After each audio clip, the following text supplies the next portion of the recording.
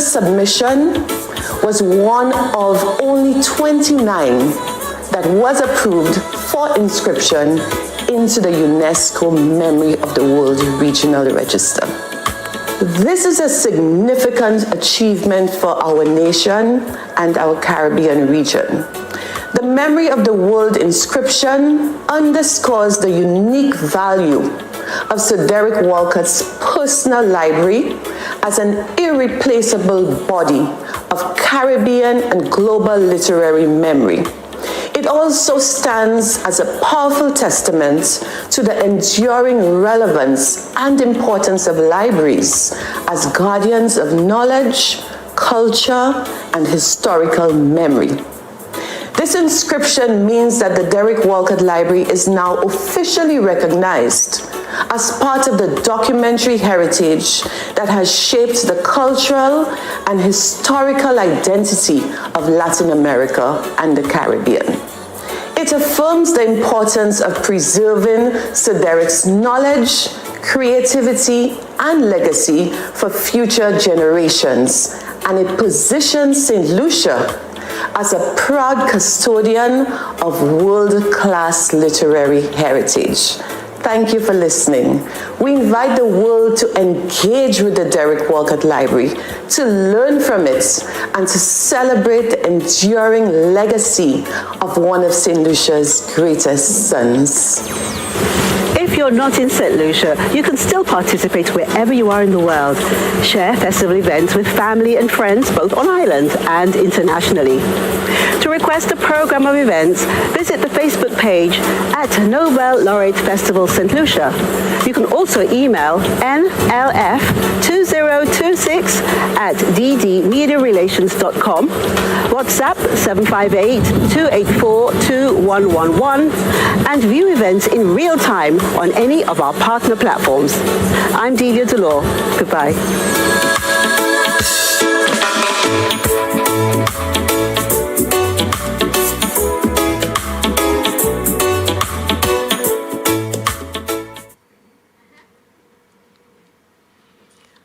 Good evening, everyone. Please stand as we acknowledge the arrival of the Governor General of St. Lucia.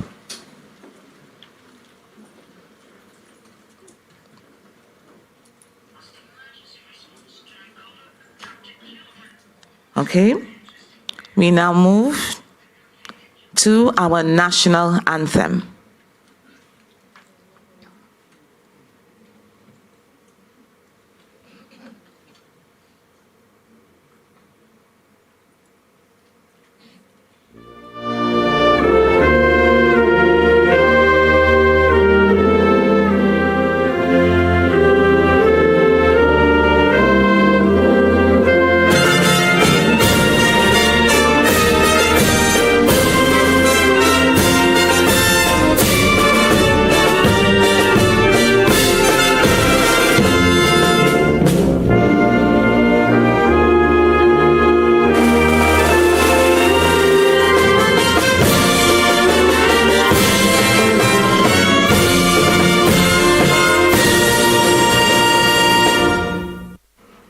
Please be seated.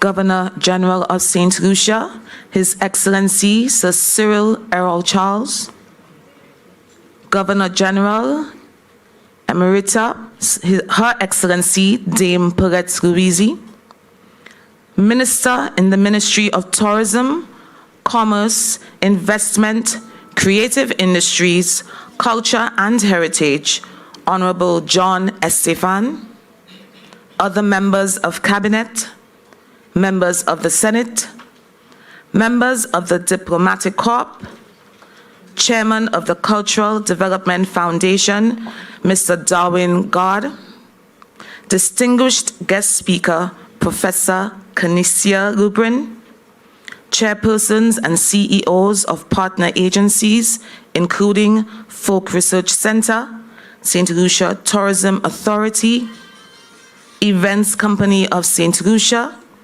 Community Tourism Agency, Executive Director, of the Cultural Development Foundation, Mrs. Ramona Henry Wynn, other heads of government agencies, statutory boards, and private sector agencies, staff of the Cultural Development Foundation, specially invited guests, sponsors, members of the media, online viewers, ladies and gentlemen.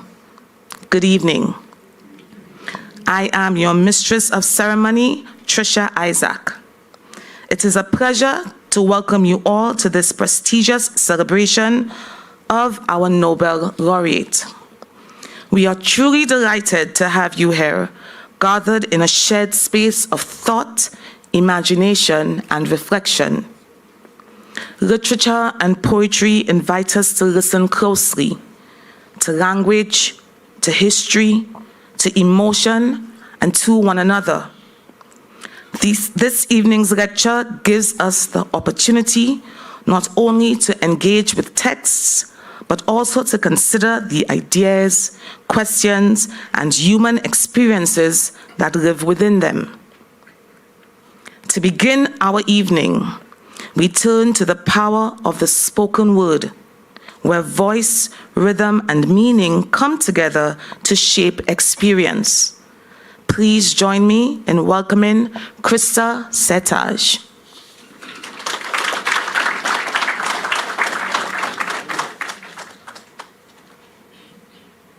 Good evening, everybody. Oh, I'm tall. Protocol having been established, once more we gather to recognize and remember excellence, excellence being synonymous with greatness.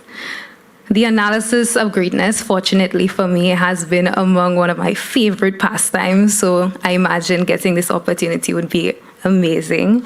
This poem that I will be performing this evening, I actually wrote it during the beginning portion of my reintroduction to my poetry journey. So it has been a reminder for me, time and time again during that journey, that extensive journey, of the importance of beginnings, but even more so continuity. So I'm hoping that its recitation to you all, there is something that you're able to pull from it. There is no falling into greatness. Please remember there is hopping over so much comparison and understanding that because of your mere existence as creatives, as writers, as St. Lucians in general, that your mere existence, it is significant, so that which proceeds from it is significant as well. Yes? She rambled, so now it's time for the poem. It is called Grow, Paint, Write. I was once a little seed, all cold and alone. I am now a little seed, covered and at home. It's a bit dark at times, and sometimes it feels too small. It's all I've known so far.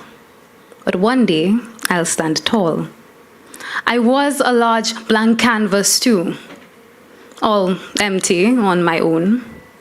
Right now, I have so many colors, although some are unknown. I am still not quite done yet. I don't really know what I am, but I have a big bright yellow sun, and some of my paint is still damp.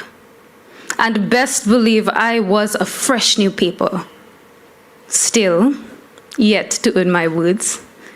My introduction's been covered some time now. My middle is still unheard. I have been tickled by erasers and crossed out with pen, but every single written word is one that I hold dear. My story is pretty good, you see, from what I've read so far. When it's done, this world will see this book based on a star.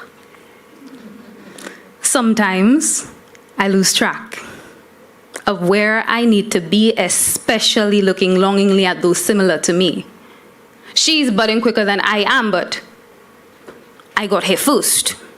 His blues and pinks and purples shoot out in a burst. Their sentences are longer and words bigger than me, and isn't their line work cleaner than line work needs to be? I forget just how different I am to she and him. I am a little seedling unlike anyone you've seen.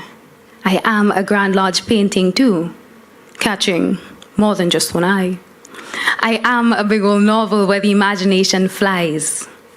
They're great and all, of course, everybody has their own quirks, but I am great too, and I love me and all my little pooks.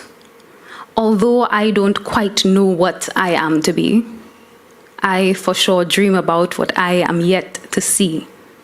I can be an oak, a sycamore or a tea. I can be a landscape, flower field or a sea. Or maybe a novella, a romantic mystery. Or maybe something completely different. Something fun, I guarantee. I make something out of nothing. I'll turn this seed into a plant. You will try to do like I do, but you can't. On this canvas, I will paint something like nothing you have seen before. Just like a famous writer, I will have you begging me for more. Grow, paint, write. Thank you.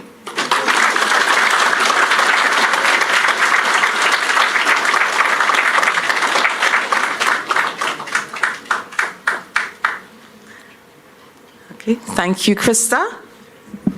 Krista is tall, I am short. Okay. We are deeply grateful for the honesty and emotion that you shared with us. It is my great pleasure to invite you to view a video citation of our esteemed presenter.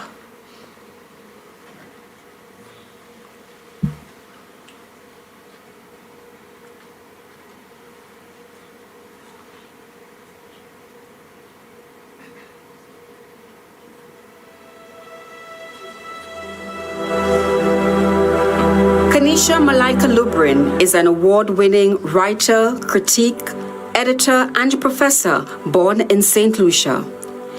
History is a hard teacher. It lives behind us, all around us, and ahead of us. She's the author of 5 acclaimed books, including Voodoo Hypothesis, The Dysgraphist, and her fiction debut, Code Noir, which won the 2025 Carol Shields Prize for Fiction and features artwork by Torquays Dyson. Her upcoming works include The World After Rain, 2025, and Bright Machine, 2026.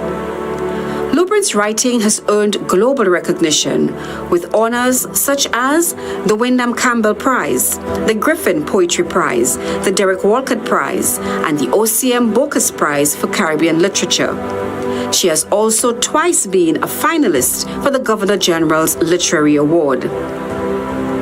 Her influence extends worldwide through residencies and fellowships at prestigious institutions such as the Banff Center, Literature Colloquium Berlin, Queen's University, Victoria College and the University of Toronto, and the Terra Foundation in France.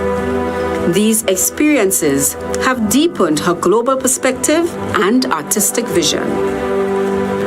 Beyond her books, Lubrin has held residencies at prestigious institutions worldwide and currently serves as Associate Professor and Master of Fine Arts Coordinator at the University of Guelph.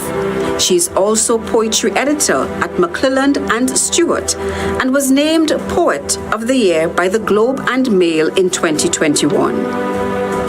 For nearly 2 decades, Lubrin has worked as an arts advocate and administrator, shaping literary culture in Canada and beyond. Ladies and gentlemen, the 2026 Derek Walcott Lecturer, Canisia Lubrin.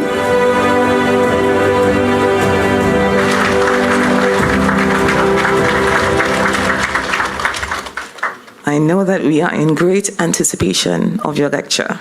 But first, what we will now hear are a selection of interpretations of Derek Walcott's Love After Love from Ken Hardy, Khadija Halliday, Nicole Mona Lisa Samuel, Richard Ambrose, Kofi Emmanuel, Moesha Dueli, Tanika Shasso, and Adrian Van Drook.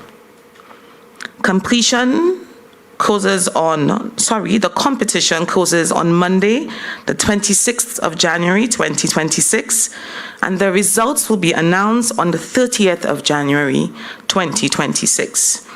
Through these varied interpretations, we witness how the poem continues to resonate across experiences, generations, and perspectives.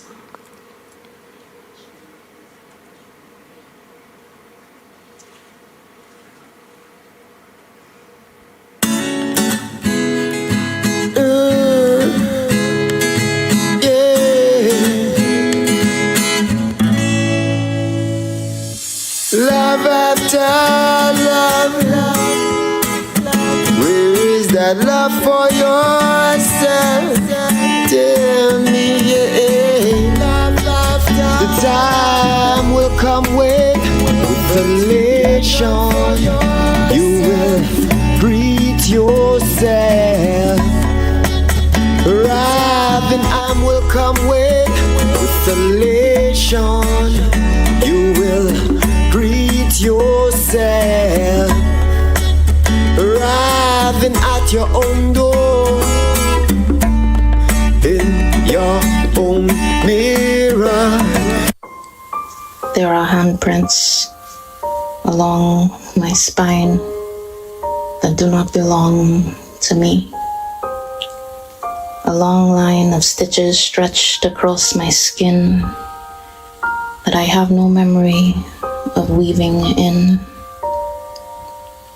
I am here at the entrance of myself, knocking on my rib cage, not begging to be let in, no. I knock until my fists bleed so I can examine my blood. I am a mosaic of everyone I have ever loved, pieced together by shards of the past. The time will come.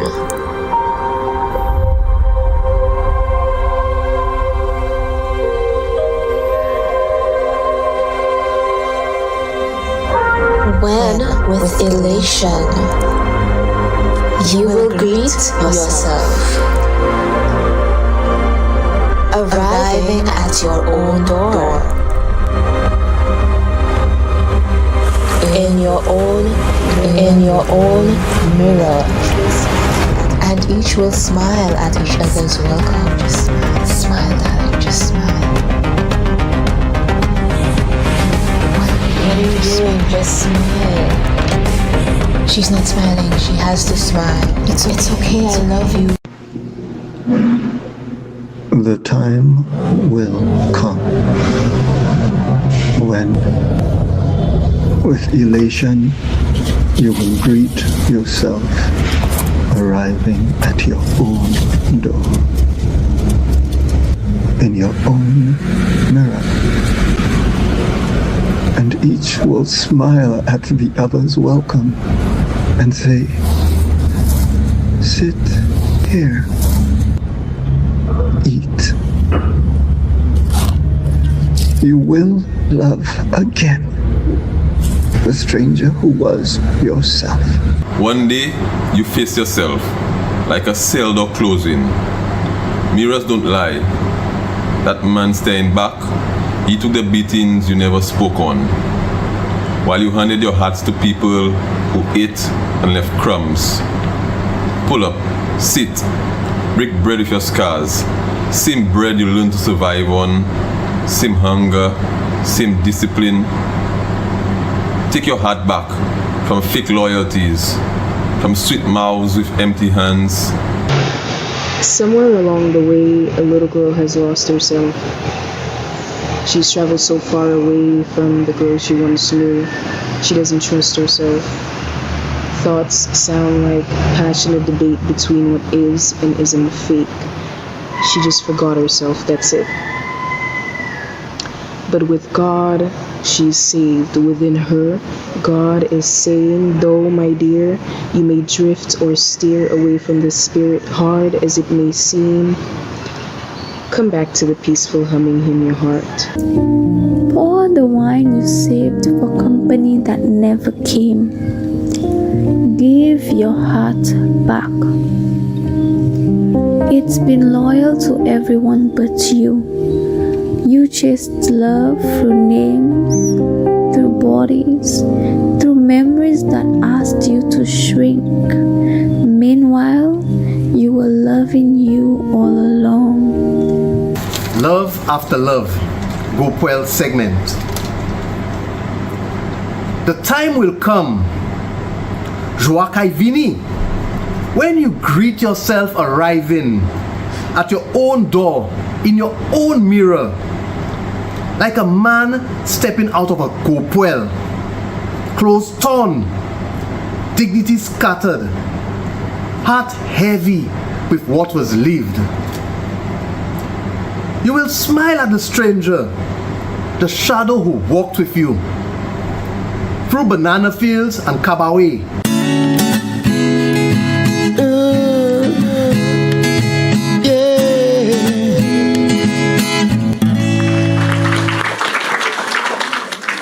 Thank you to everyone who shared their interpretations of Love After Love.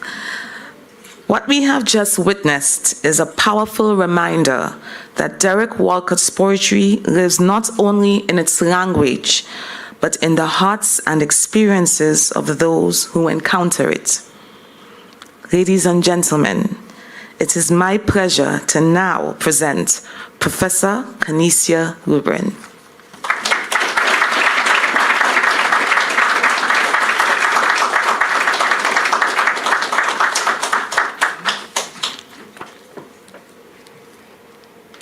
Good evening. Nice to see you all. Thank you very much for the introduction. It's my honor to deliver the 2026 Derek Walcott Memorial Lecture. My thanks to the organizing committee, the conveners, and others who work off stage, we don't see them at all, to make days like this possible. My thanks as well to all of you for coming here today for at least Twama, my son, live. I open with an invitation. Consider Caribbean folk aesthetic as the people's collection of imagined realities. Caribbean experience and insight through art is what Kevin Adonis Brown in High Mass describes as, quote, processes that emphasize the impermanence of sight, unquote. This view of mortality likely gives us endurance for the long activity of transformation, or a desire for what is uprooted to be restored to its liveliness. These principles keep the folk imagination balanced on the edge of life and death, or on both sides of life, where the real and surreal become a whole. It is twofold, of loss and of what Derek Walcott, in his praise of the central bond between art and life, calls elation. Long before I knew to name this bedrock of my own imagination, the folk tradition I was born into staged subversively the inner and outer world. It transformed in the absence of the book, which would become the index for every move my hand would make toward the page. Wide and intelligent, it felt to my young, impressionable mind a living, muscular, and especially conscious sort of magic. Its drama was that of the people taking up their own suffering and exposing the nature of their gifts. This thing felt essential because it did not deny the contradictions of the world. This road to expression, open to anyone willing to sound it, is a different strategy for styling life beyond whip, ledger, and dogmas of winners and losers, heaven and hell. The folk, such as it is, means to alter the real through transfiguration. Mud, oil, paint, molasses, powder, straw are elemental unveiling through costume. a strategy large enough to open into whatever needs it. Its language is always inside of nature, which is the body too, in us, and even without us, haunting something deep and long, old and new. Call it voice, drum, and those we name ancestor and spirit. Call it story and parable, tale and song, mass and music. It is a serial undertaking, this folkwise creating. Over time, it changes decades and centuries of patience into precise revelations about the evildoers, true faces, names, and riddles. For that, it demands a mouth, kerosene, fierce breath for fire. For that, it demands stick fighting, the resistance celebration that ejected the European masquerade from its romantic rules.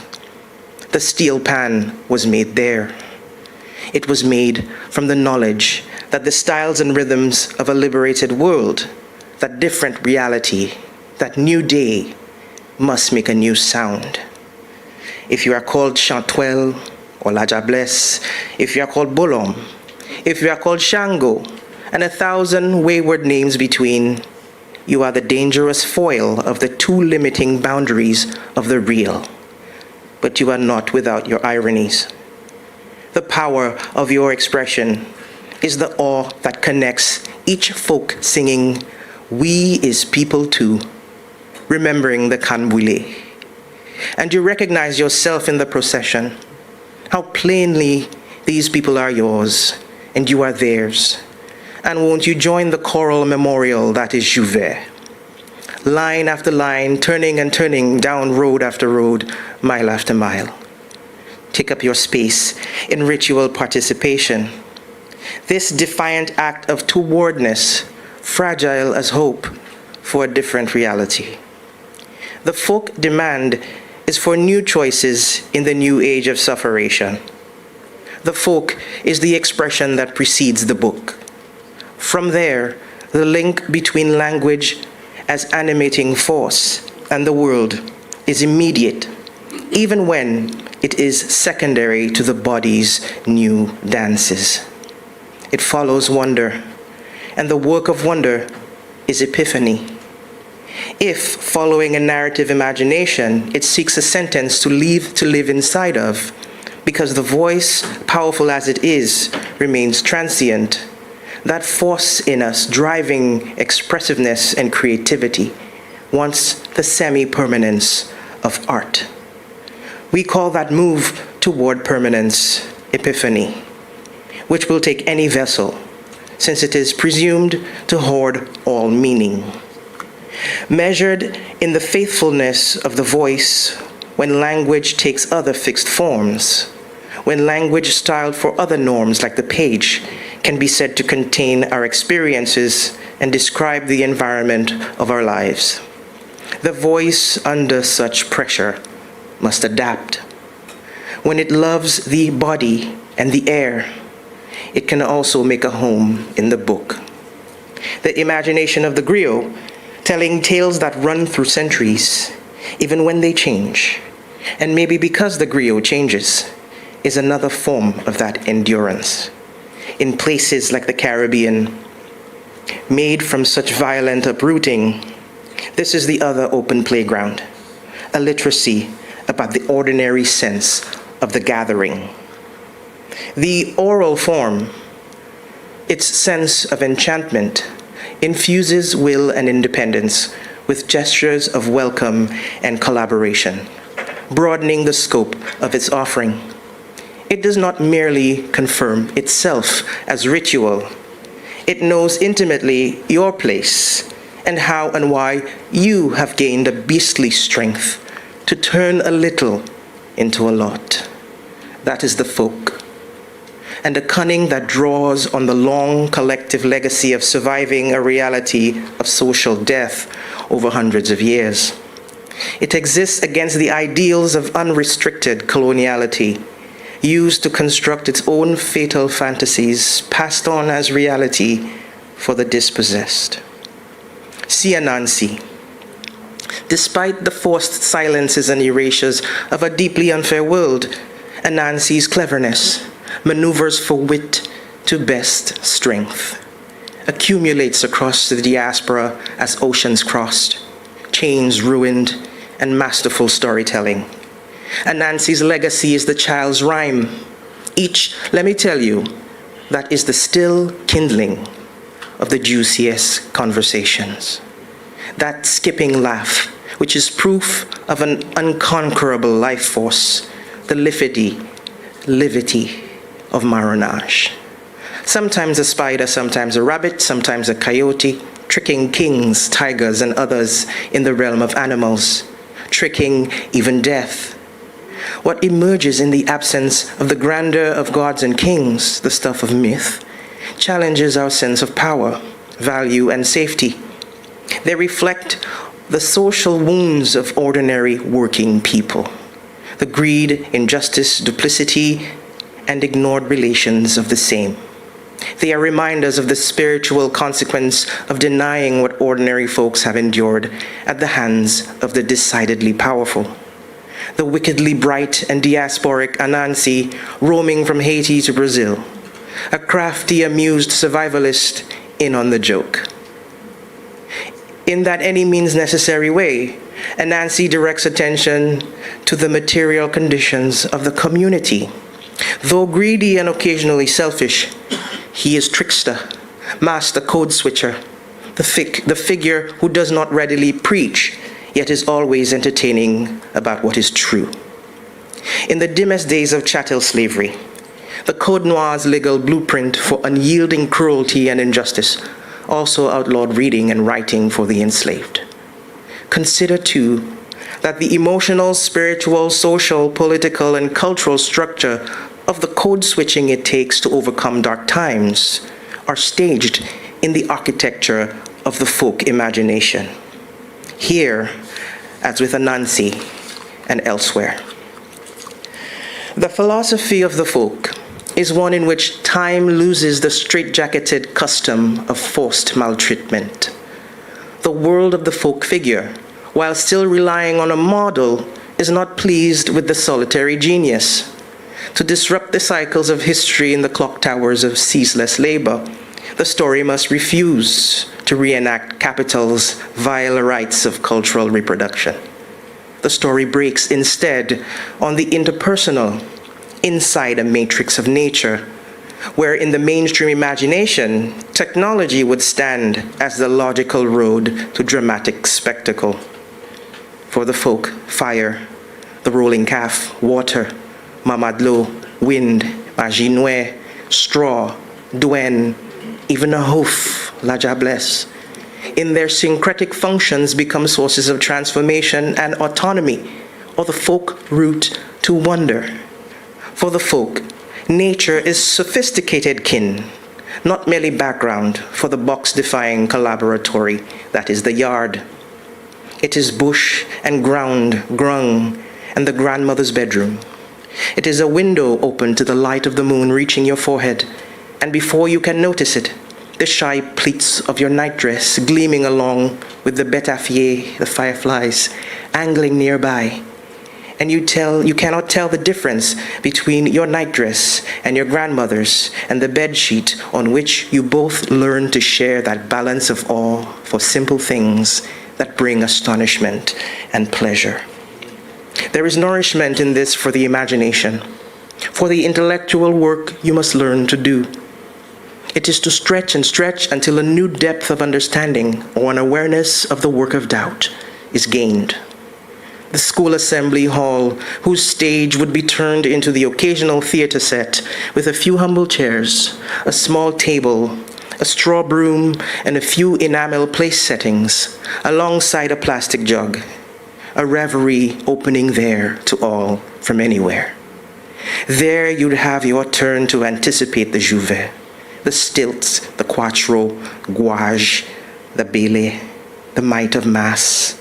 Blanket terms these rituals for collective art that provokes immediate, intimate, and revelatory knowledge.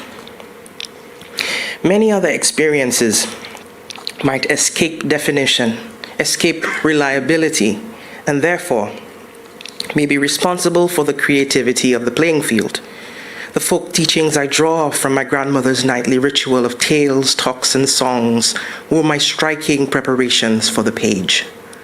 All of the formal instruction that followed supports this.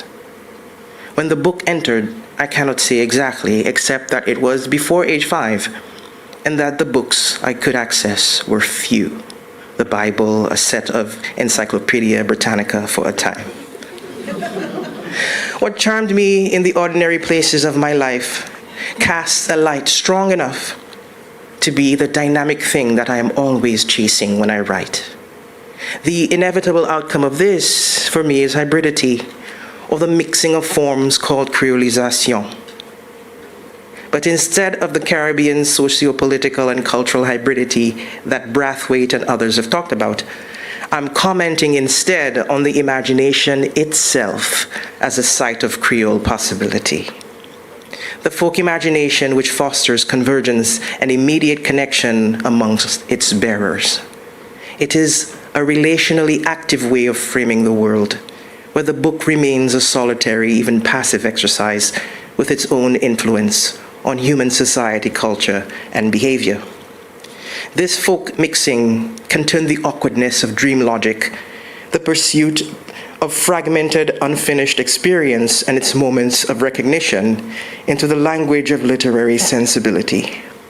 Its processes are enthusiastic about mystery, animating ordinary life with the unordinary impulse to enter another reality, the leaping, strange imagination in my grandmother's tales and songs. These familiar things that I giddily would follow anywhere, proved a wayfinding resource rooted in the dense world of folk levity. Such pathways do not seek plot so much as the regiment of plot comes to be imposed on their wild singing as a standard of marketability. This folk creating says instead, here is life with everything moving.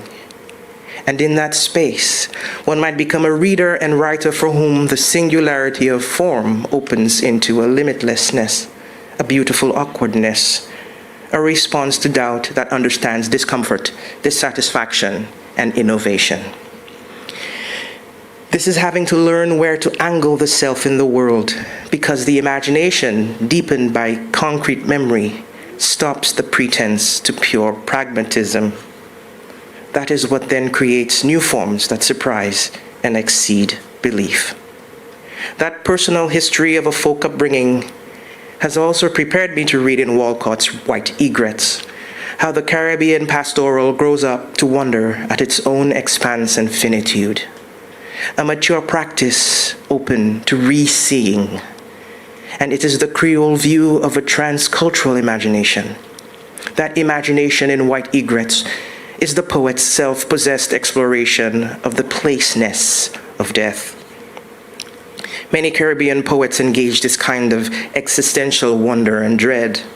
Depictions of folk funeral rites, such as the rural practice of 9 nights, Linton Kwesi Johnson's dub elegies, and the Zaya Mexican diary in which Kamal Brathwaite searches the process of dying. The Caribbean folk tendency is to relate our sense of loss to the death-defying appeal to re-examine life. If this all sounds contrary, consider that poetry is no stranger to paradox. White Egrets' sense of wonder is, by Walcott's own admission, what defines all Caribbean art. Overwhelming, abundant, and prone to imperfect illustration, nature precedes material expression, while also deepening the artist's trust in its ability to survive being invoked. The perpetual ideal is astonishment, Walcott writes. From the folk to the high literary, this might be true of anywhere in the world, given the ways that histories often repeat. White Egrets, like Walcott's final volume of ekphrastic verse, Morning Parmin, is the climax of the fusing and mixing that defines Walcott's own practice of créolisation. An early example of this existentialism is in fact in Tijan and his brothers, drawn from the folk imagination and fused with a cathartic drama of the Greek tradition that Walcott later takes up in works like The Odyssey and Omeros. This aligns with what cultural historian Marina Warner suggests following Calvino, when she writes that folktales, quote, folktales are real because they speak of poverty, scarcity, hunger, anxiety, lust, greed, envy, cruelty, and of all the grinding consequences in the domestic scene and the larger picture, unquote. Upon first reading White Egrets, I felt a searching vulnerability in its lines. For a time, I wondered if the poem's speakers desired a name beyond autobiography.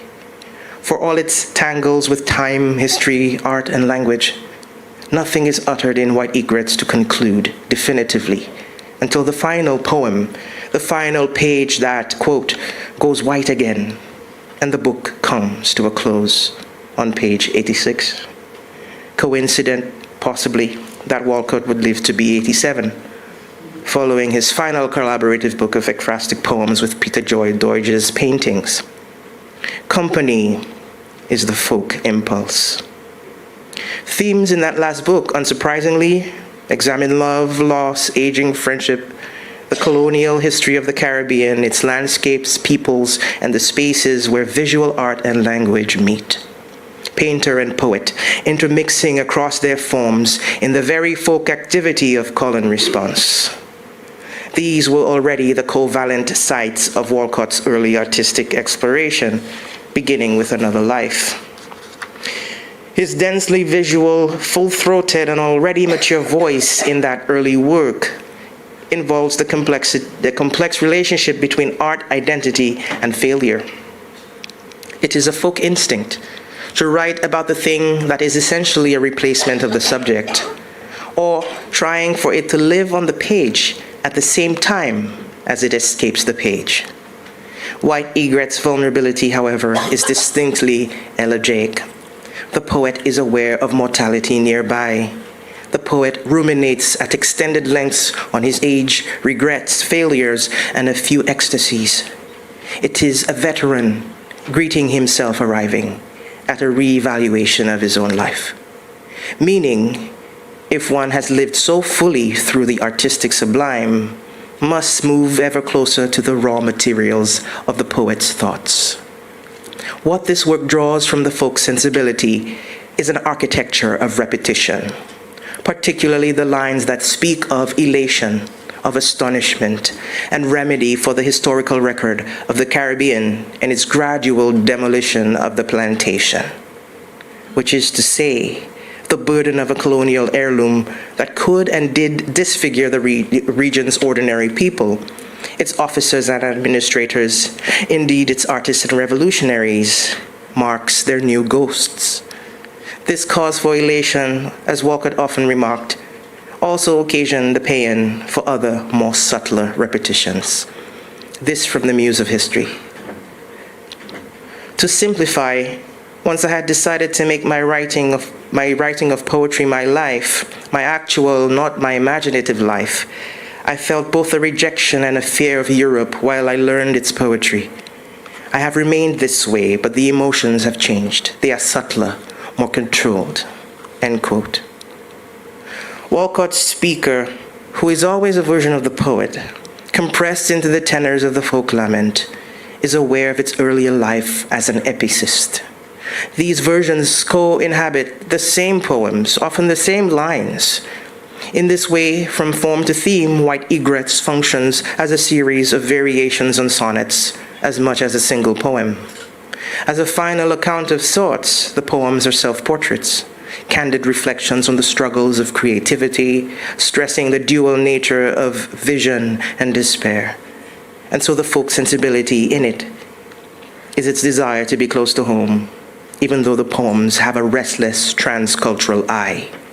Here is the poet in New York, quote, "I have kept the same furies, though my domestic rage is illogical, diabetic, with no lessening love." From In the Village 4.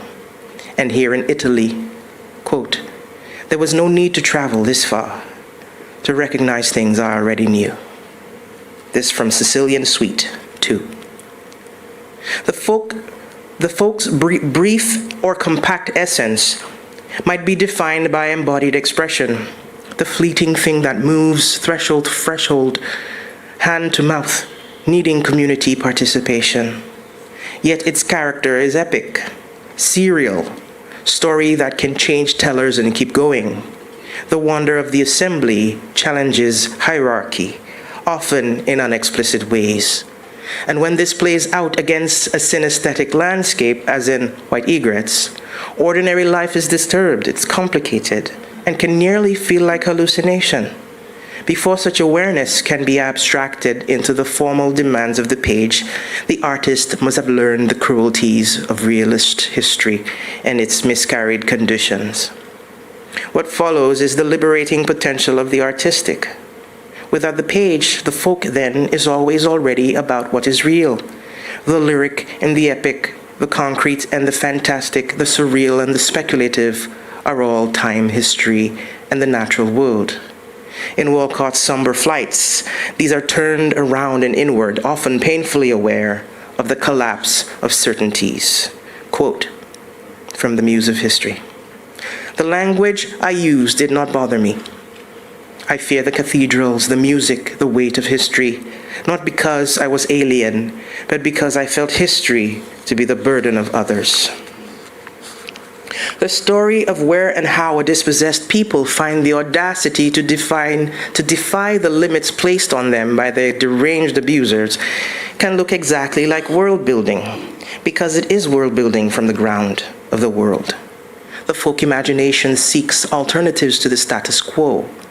Many Caribbean luminaries have said the same, while being the examples rather than the exceptions. This is not to promote the Enlightenment motto of untroubled universalism. If there is a universal impulse to the imagination, it might well be the polyvocality and flux of the commonplace anywhere. The page, in its mediating structure, more readily asks for the kind of repetition that can flatten much of human experience into single ways of reading, and the reader is presumed part of the process after the creation of the work. Historical derangement does not assume readers are prepared for what its conflicts cause, what is then called experimental. What joins, among others, Miss Lou, to Bob Marley, to Mighty Sparrow, to Cecil Descott, to Kamau Brathwaite, to Dion Brand, to Olive Sr., to Lorna Goodison, to Hazel Simmons McDonald, to CLR James, to Derek Walcott, to V.S. Naipaul, to Samuel Selvon, to Pamela Modicki, to Jane King, to Garth Santoma, to Herb Black, to Irvin Desir, to Kendall Hippolyte, to Catherine Esther Cowie, to Martin Carter, to Edwidge Danticat, to Safia Sinclair, to Kai Miller, to Maryse Condé, to Vladimir Lucien, to René Despestre, and Gabriel Garcia Marquez for that to a degree, is the full range of unbelievable things we have to sing about in the evolution of Caribbean life. The dense, dramatic, folkwise bounty of the archipelago that begs no spectacle, where the past puts constraints on the living, the insistence on life, the continuing musics passed from folk to folk, whatever artifices it inspires, lives in the intimacy of the ordinary. The artist must be irreverent there to the imposing reality. Every other art form relies on an external container, whereas the folk, as I imagine it, is a near cosmic interior and bodily flourishing. Interior and bodily is the way you make mass. Interior and bodily is the self-governing way Carnival links Papa Jab and Mama Dlo to emancipation. It might be this quality of continuance that makes the simple complexity of the folk so available and inviting. What Kamau Brathwaite calls the warped, fantastic environment of our lives in the Black Angel. The tools of official and standard training concerned for the heritage of the page continues to literalize language, limiting our obscuring the historical registers in those ancient stories with their oral lives and their leaping, fanciful claims to life. For instance, in the Caribbean, as in the Black diaspora, in nearly all cultures, there might be no more powerful folk symbols than the sea and bush. An oceanic consciousness is in tradition and temperament, about imagining fluidly between the membranes of life and death. Folk consciousness is pastoral and mystical. At the very limits of language, folk consciousness is elegiac and ecstatic. In St. Lucia, it is a practice of living with what I call a Creole view of a transcultural imagination. Even poets of opposing sensibilities, such as a region as complicated as the Caribbean makes possible, share the imagination of the sea and the bush.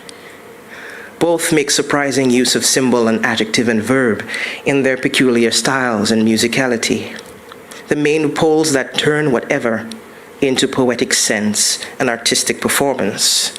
Even so, the folk abandons the imposed idea that there is a single way to notice reality. Its scheme is of invention and creative projection, even when we call this tradition. It is most potent. At its most potent, it corresponds with what is plainly there, what in fact indeed precedes the effigy of the page. So a brief sample of St. Lucian poets. Walcott from Another Life, chapter 8:2. But drunkenly or secretly, we swore disciples of that astigmatic saint that we would never leave the island until we had put down in paint, in words, as palmists learn the network of a hand, all of its sunken leaf-choked ravines, every neglected self-pitying inlet, muttering in brackish dialect the ropes of mangroves, entering forests, boiling with life, guayave, carsol, bois cano, sapotil. MacDonald Dixon in To a Dying Countryside. They come, the giant machines, threshing heart from forest, slaying mud with iron claws. Asphalt pours its salt into the open wound. Exchange the banjo for electric guitars. Bury the saxophone for a few organ bars. I come armed with this poem on my lips, to praise all things as they should remain, to bless with rainwater those fissures sculpted by nature's hand, to place a fresh-cut rose on the string of a guitar. Jane King from Geography for Robert. We return because we must, to Sparkling Harbor, Castris's dust, to Latok, which as children we'd comb discovering tunnels, old guardhouses, secret homes, watching the lightning crash on the Black Sea, as thunderstorms race on to Martinique.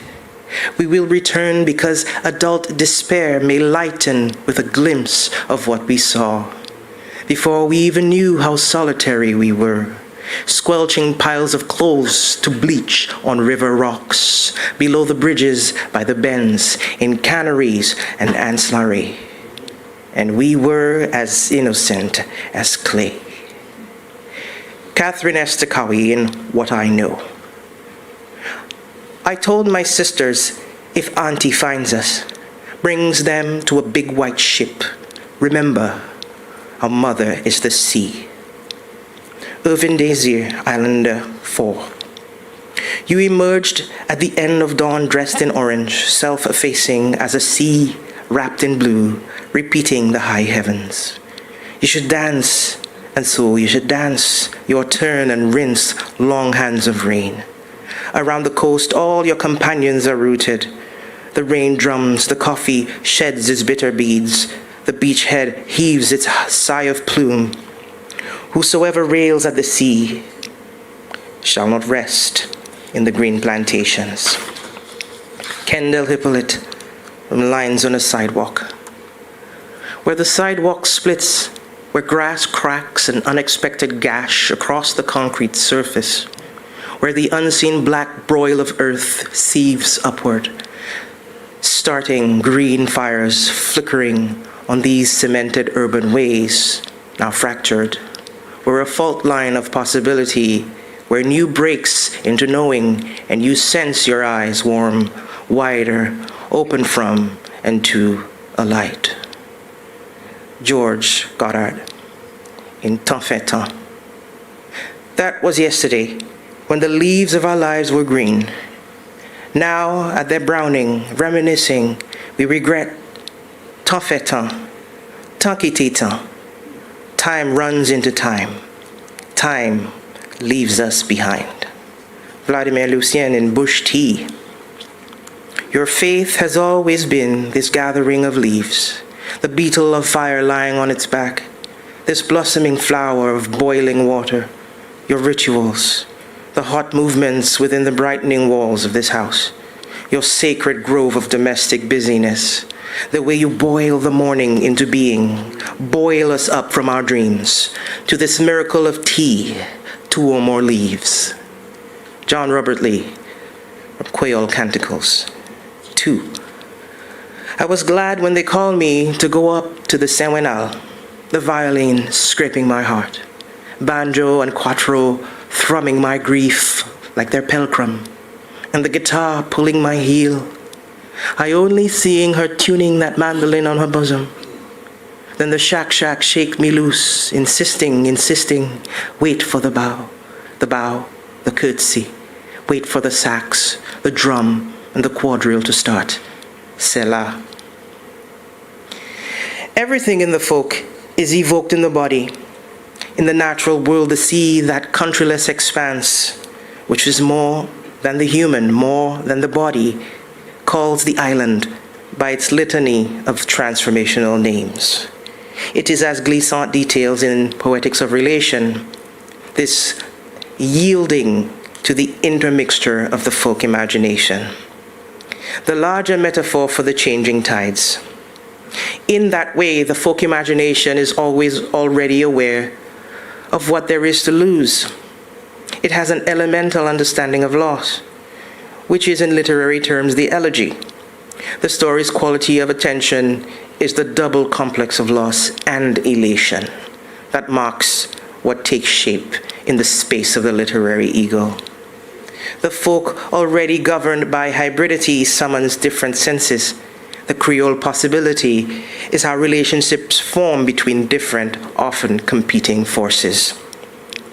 I am less interested in insisting on a literary identity for these islands than I am invested in the stories that understand the past without nostalgia for its ellipses and silences, without essentializing its more modest conditions.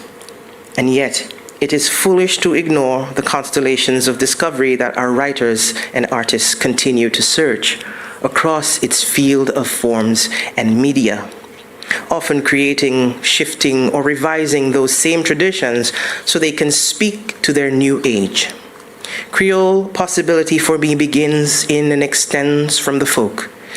It proceeds from a sense of loss because it is aware of the crucial work of transformation at its core, away from the status quo. Once it makes the elegiac pronouncement, it attends to how certain contrasts make sense because things share spatial relation. It invites the experience of revelation and change. In the same way that White Egret's poems are somber exercises in self-scrutiny, the poetry quoted above also take on friendship, kinship, and the folk imagination. White Egret's loss, elation, balance is held in the condition of utterance. The poems begin always in assertion and end in the middle of an action, as though their more underground concerns were unresolved. It tempers the high lyric often closer to the rhetorical shorthand of ordinary speech, the embodied voice, the vernacular, even in rhyme. One less concerned with the margins of the page and the types of bureaucratic address it typically needs, even with the sonnet as its vessel. This vessel becomes occasionally dissonant with the folk music. See, for instance, A London Afternoon, which I quote. The little ecstasies of recognitions of home, almost, in the polite roar of traffic towards dusk. Hereditary in each boy or chap, the stain that spreads invisibly from the heart. What have these narrow streets begrimed with age, on slot machines to do with that England on each page of my fifth form anthology, now that my mind's an aging sea, remembering its lines. And more strongly present in the poems set in St. Lucia, like the acacia trees. Quote, I watched the doomed acres where yet another luxury hotel will be built, with ordinary people fenced out. The new makers of our history profit without guilt, and are in fact prophets of a policy. These new plantations by the sea. A slavery without chains, no blood spilt. I felt such freedom writing under the acacias. 2. Boss man, if you look in those bush there, you'll find a whole set of passport, wallet, ID, credit card. That is no use to them, is money on their mind. And it's not every time you'll find them afterwards. You just leave your bag with these things on the sand, and faster than wind they jump out of the bush. But I not in that, not me. I just make a little change selling conch and blowing conch shells. It's sad. To invoke the natural world is ultimately to recognize the impossibility of naming its source. It is to come to a common understanding of the inherent nature of all things. Such imagination is governed by multiple currents of traditions moving at the same time. Some dressed in the orderliness of the reasonable, others in the seductive power of the mysterious and strange. It is the creative zeal of the restless space of an imagination unhindered by legislators and rubber stamps. It doesn't need to align with officialdom to be instructive and alive. It is that measure of what makes the artist, even when the standardized institutional and market legible forces that approve and enforce our behavior around art remain largely absent. St. Lucia still has no bookstores, no publishers with enough infrastructure to make and distribute books throughout the island. I suppose l'histoire my son live is the story of how a life that might not begin with books can lead to the book. How ordinary life is not separate from what is often thought of as the life of the mind, which is important for the life of the society, culture, economy, politics, and realms beyond. How every theory takes instruction from life itself. While it may be kept as haunted rumor, the literature of this place moves in ways that its people move. Popular activities like sports and music are easy to mount fanfare around, and easier in that procedural sense to invest in, to support infrastructurally. But a much more comprehensive counterpoint to historical dispossession and the long, astonishing way to our present is in the memory work of the folk and the literatures that grow from its versions. The attention-making and seeking craft we call writing is ultimately unnatural. This is quite possibly why we spend so many years of our lives trying to do it well. Writers assumed the most skilled at this craft forged traditions from the scenes, tones, and palimpsests this artistic inheritance becomes. The hoarding of a desire for transcendence that boosts, quote, the death page after Walcott. Critics presumably name these traditions, illuminating the function of their cultural, social, political, philosophical, and historical literacies, or a lack thereof. Some wisdoms, given their adherence to the supremacy of the medium, can cast the ordinary person, the one without credential, to the role of consumer. The reader, the viewer, the listener, in other words, becomes a semi-lucid receptacle, for lack of a Monica-shifting phrase. The folk imagination, by contrast, puts the ordinary person at the center. The story of the making of a tradition is itself dramatic, full of misdirection and foreshadowing, the technology of the written word, which is huge with paradox. We expect the book's narrower compass to lead to everywhere, and yet its pre-literary roots carry forensic habits of reading down to the blueprint of a people, calling up whole realities into view. Books, Dion Brand says in A Map to the Door of No Return, leave gestures in the body, a certain way of moving, of turning, a certain closing of the eyes, a way of leaving, hesitations. Books leave certain sounds, a certain pacing. Mostly, they leave the elusive, which is all the story. They leave much more than the words, unquote. It is this chord of all the story and the elusive and much more than the words that is the meaning of a history of children without books. It is what is inherited in the folklore and songs that pass from grandmother to grandchild. It is the legacy of estuaries and seafoam, calabash and blackbirds, wind and mist through the valley at dawn. And in the calendar's own sleepless way, the language of that primal imagination, drum beats, horizons, bells, and folk songs, my own transformation in the tensions of the folk imagination is map and echo, expanding from law. There is a kind of history that does not precede. It is one that follows, and what follows here is the important part. As it concerns this talk, my early childhood was spent in Jacmel with my grandmother and family, who was born at the turn of the 20th century. I learned to hold language and storytelling because my grandmother seemed made from the very stuff of song and poetry in her nightly recitals of folk songs and tales. She had been alive for nearly 80 years by the time I was born. A child without the book, she had learned wonder and awe and the malleability and absurdity of language through that Creole mixing. And enough will have happened, will have changed to make me think of the book by the time she would pass these on to me, in a surrealism typical of the Caribbean's eras of voices. I encountered these feats of voice as they were catalyzed by the languages and sounds in my grandmother's voice. Old and new traditions melding through the folk and the classical, the carnivalesque, mass and the bacchanalian and the religious. The European, indigenous, Asian, and most prominently African elements in this meeting developed Caribbean linguistic, cultural, and social sense that would later be taken up by Edouard Glissant, Aimé Césaire, Derek Walcott, and others as creolisation. My grandmother taught me these sounds long before I came to learn their official categories, how they mean, intellectualize, and why they make beauty and horror at once. This early childhood experience caused me to appreciate and learn through polyvocality, multiple voices together, modestly, wildly.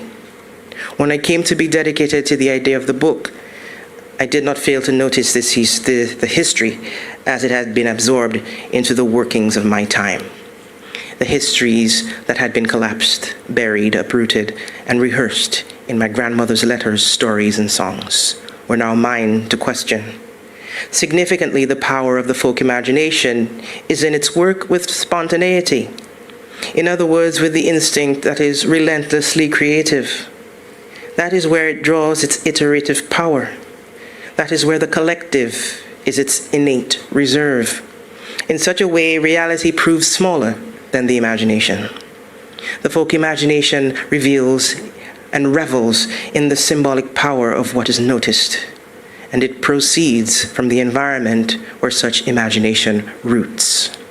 That form of seeing involves vivid staged expression, unbothered by the laws of realist logic. In a place like St. Lucia, which is to say in the Antilles, anyone attempting to consolidate the complexity that is the life and times and history of this place, particularly through art, rhetorical or literary expression, will find a boundary where logic no longer serves meaning and explication exhausts itself into the surreal.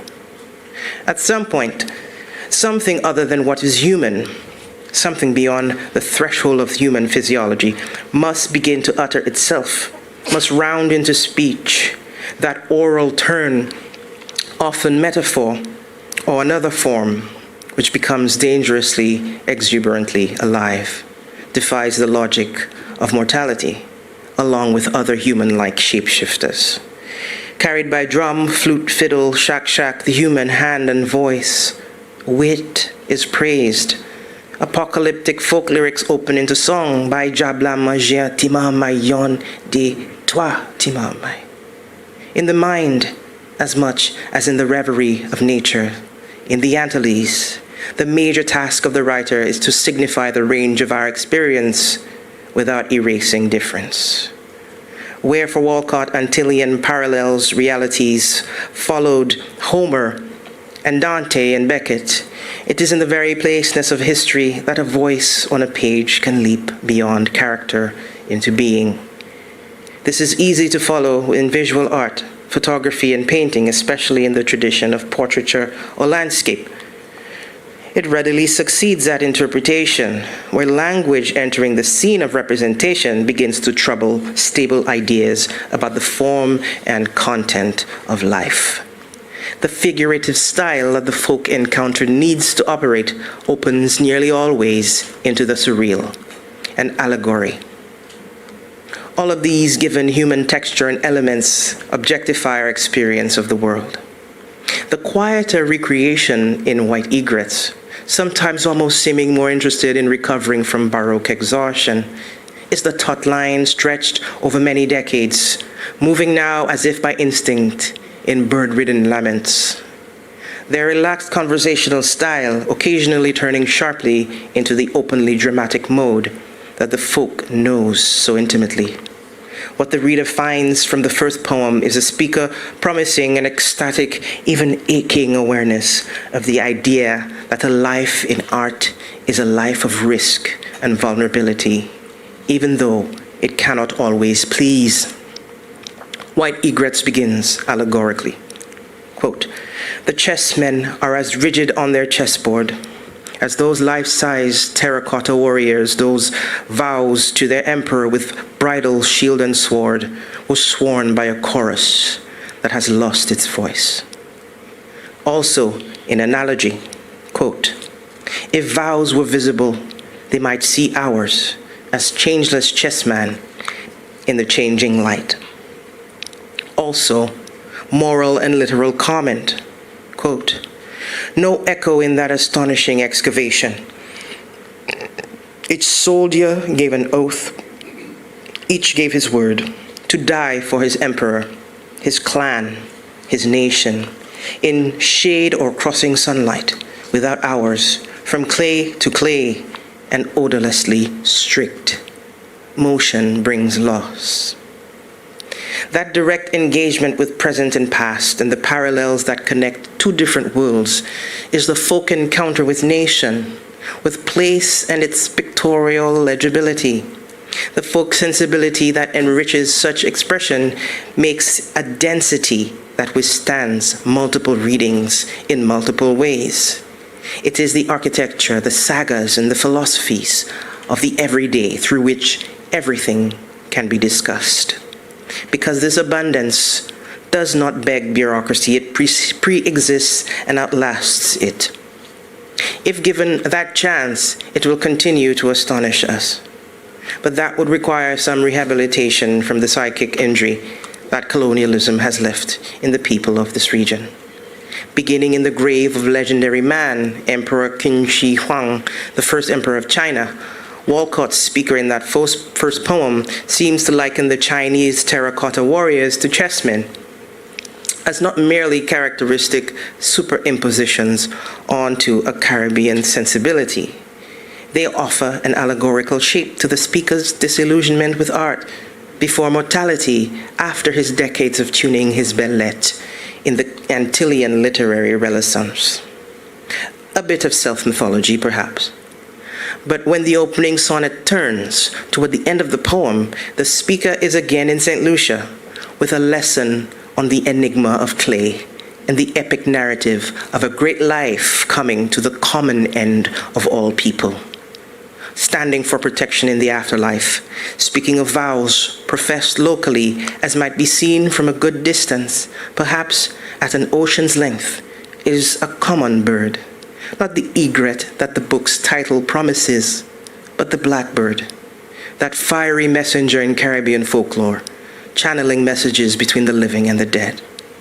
It has the final word.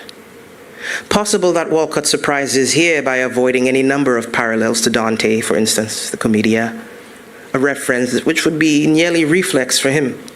Instead, he positions the reader's eye again to the east, though beyond Africa, beyond the Middle Passage and the usual bounds of the originating Atlantic rupture, ascribed as the New World.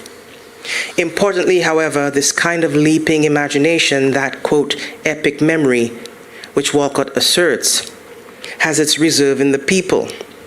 It serves to reinforce the idea of the folk as being unlimited by death or dominion. The transcendent is not always spectacle. It could be quiet. And it is the people whose Caribbean aesthetic continues to alight in the fresco, to move as the wind over delicate clay inside a tomb, long shaped into hardness by history's artisans. In other words, from the landscape and what it lodges in the imagination, what lasts is immaterial of the book, all history piled up against the flesh, and yet to transcend it. This intuition was expressed by Walcott in 1957. Quote, to see ourselves not as others see us, but with all the possibilities of country we are now making. A people who possesses the land in thought and share it. We know history is story that convinces no one more than those who know the road into and out of it. Many who would ask steadiness of it where it is volatile, where it has brutalized and abandoned. Many who would deny responsibility for the devastating reach of its vague and very clear scopes.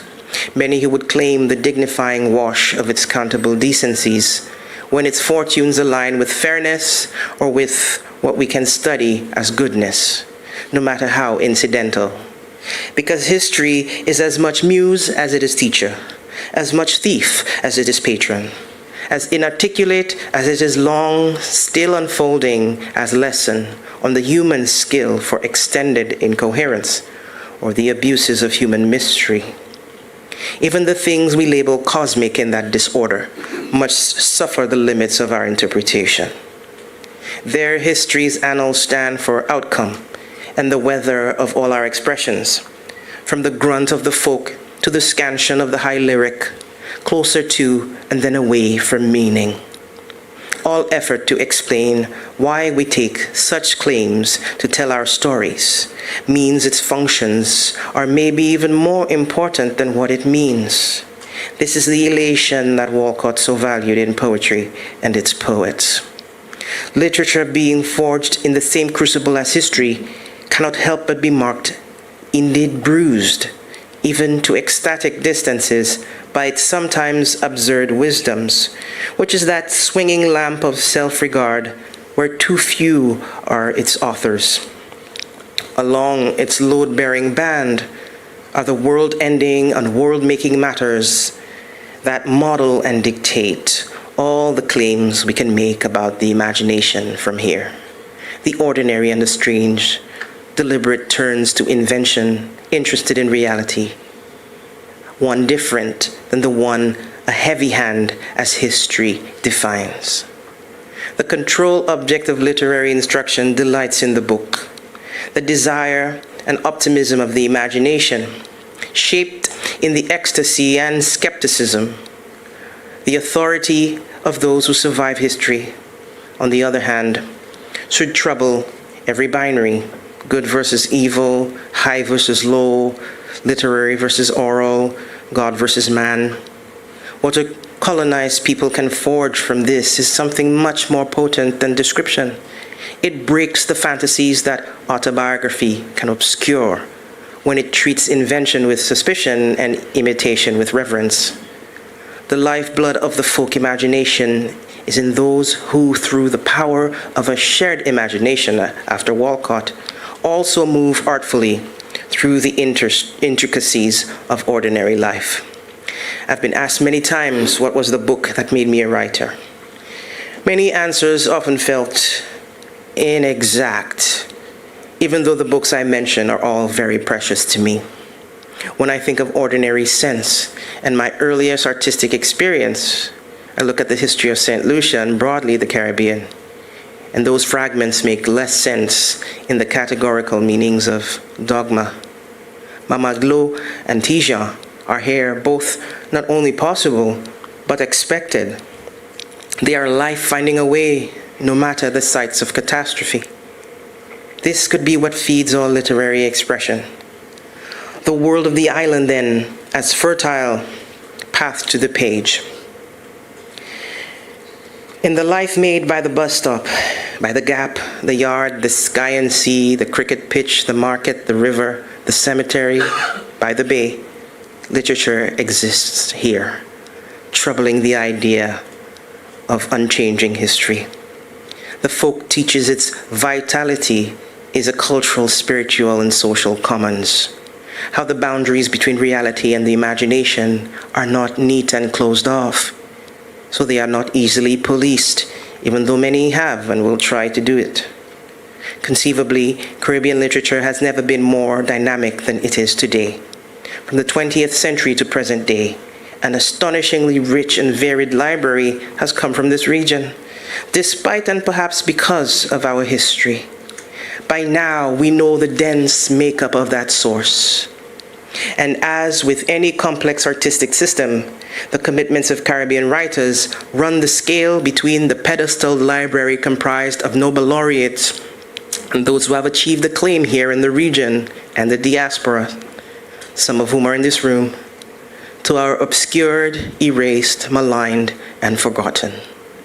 Importantly, a great source of pride is a Caribbean linguistic heritage that resists the uniform gaze of the singular reader overfed on imperial diet of canonicity.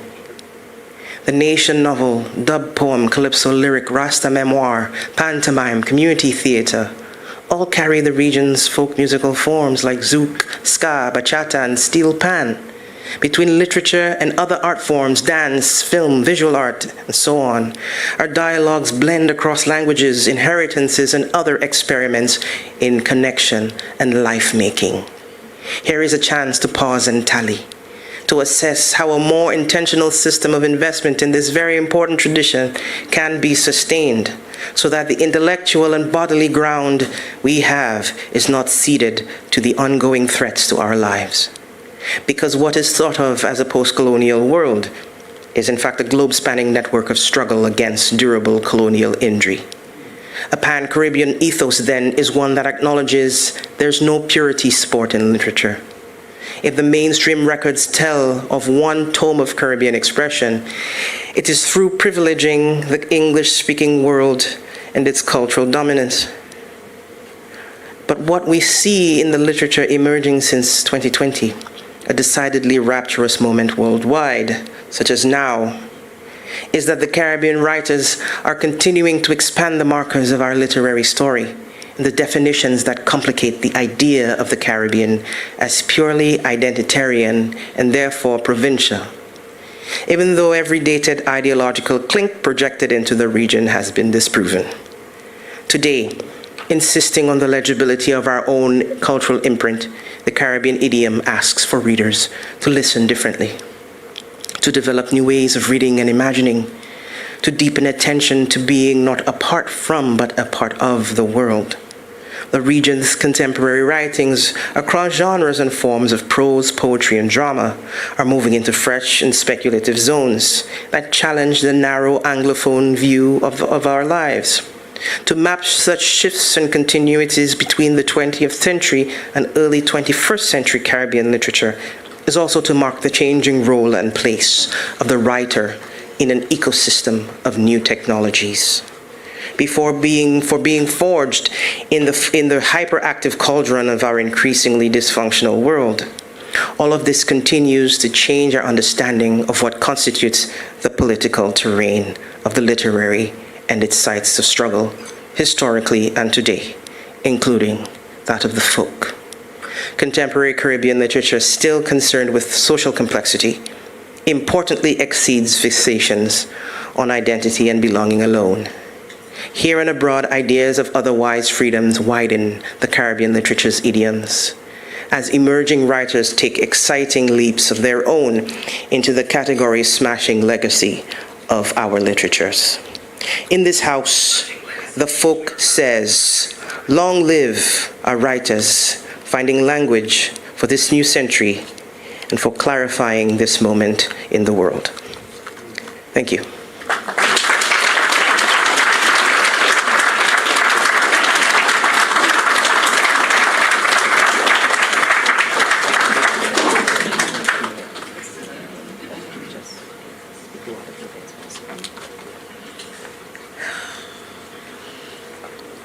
Thank you, Professor Lubrin, for such a thought-provoking analysis of our folklore and Walcott's work.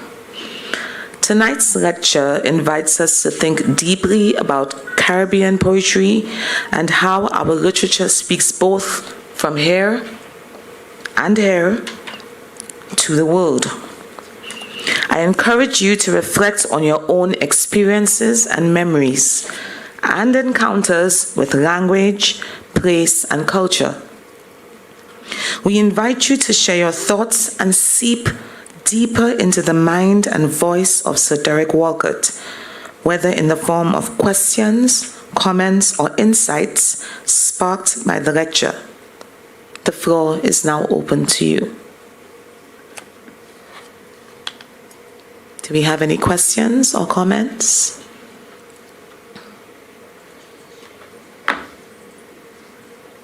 Yes, please. Good night. We all recognize that tourism is vital to St. Lucia's economy, but when Derek Walcott referred to the hotels as plantations by the sea, do you think that he had some sort of, he's taking a jab at tourism, that he had issues with our tourism industry? Your comments, please. Yeah, what do you think? I reserve my comments. You reserve your comments. This is not the night for reserving your comments, you know? This is...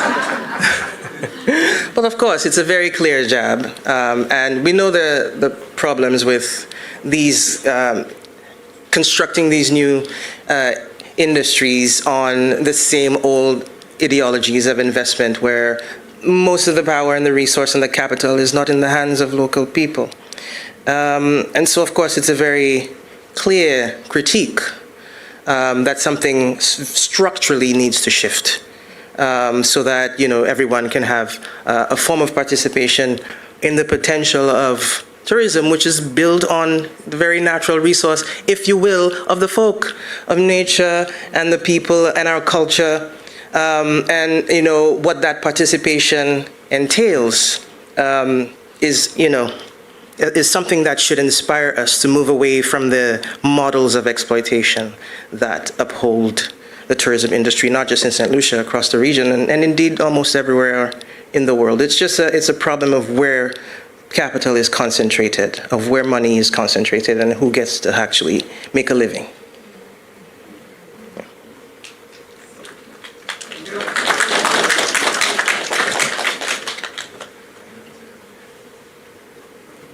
Hello. Good evening. I'll have a jab at it. Beat Kendall to it. I'm born the day before him. It's okay. Oh. Thanks very much for a very enlightening presentation. And certainly for the selection of that theme, a history of children without books. Because right now, worldwide, we're seeing this issue of children. And right here in the Caribbean, right here in St. Lucia, our fertility rate, I don't think can get any lower. It's at what, 1.4 right about now. In the year we were born, 1984, I think there were about 4,000 children being born. Right now, there are less than 2,000 children being born. I didn't know that. I recently took the plunge of having 2 under 2. So I have a daughter, Mikoline, who hopefully is in bed right now, but probably not. And she is going to be 2 soon, next month.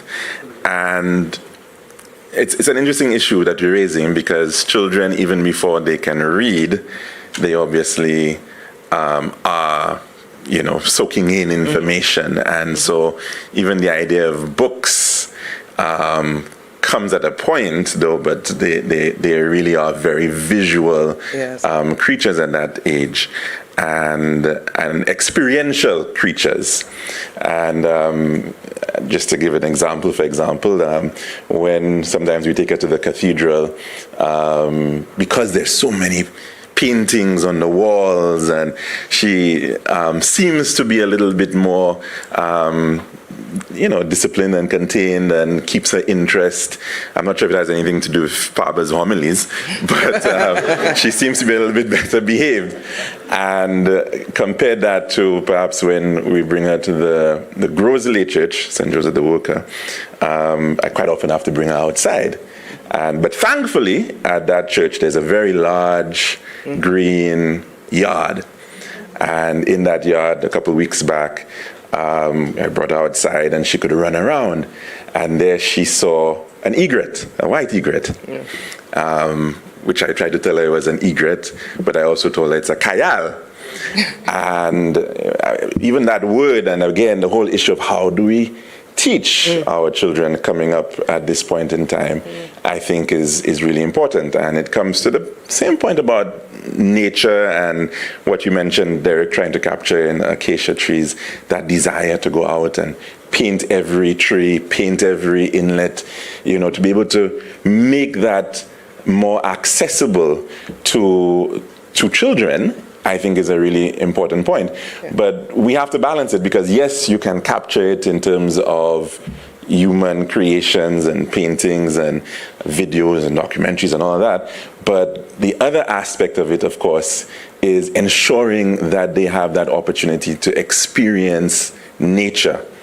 And I think it's a challenge that we have as a country in that we really don't have sufficient protected spaces, you don't have parks, you don't have enough spaces to run around. Again, one of the few children's parks you have, thanks to Mr. King up in Carolee, but you don't really have that. And so we really have been doing a disservice to the experience of our children.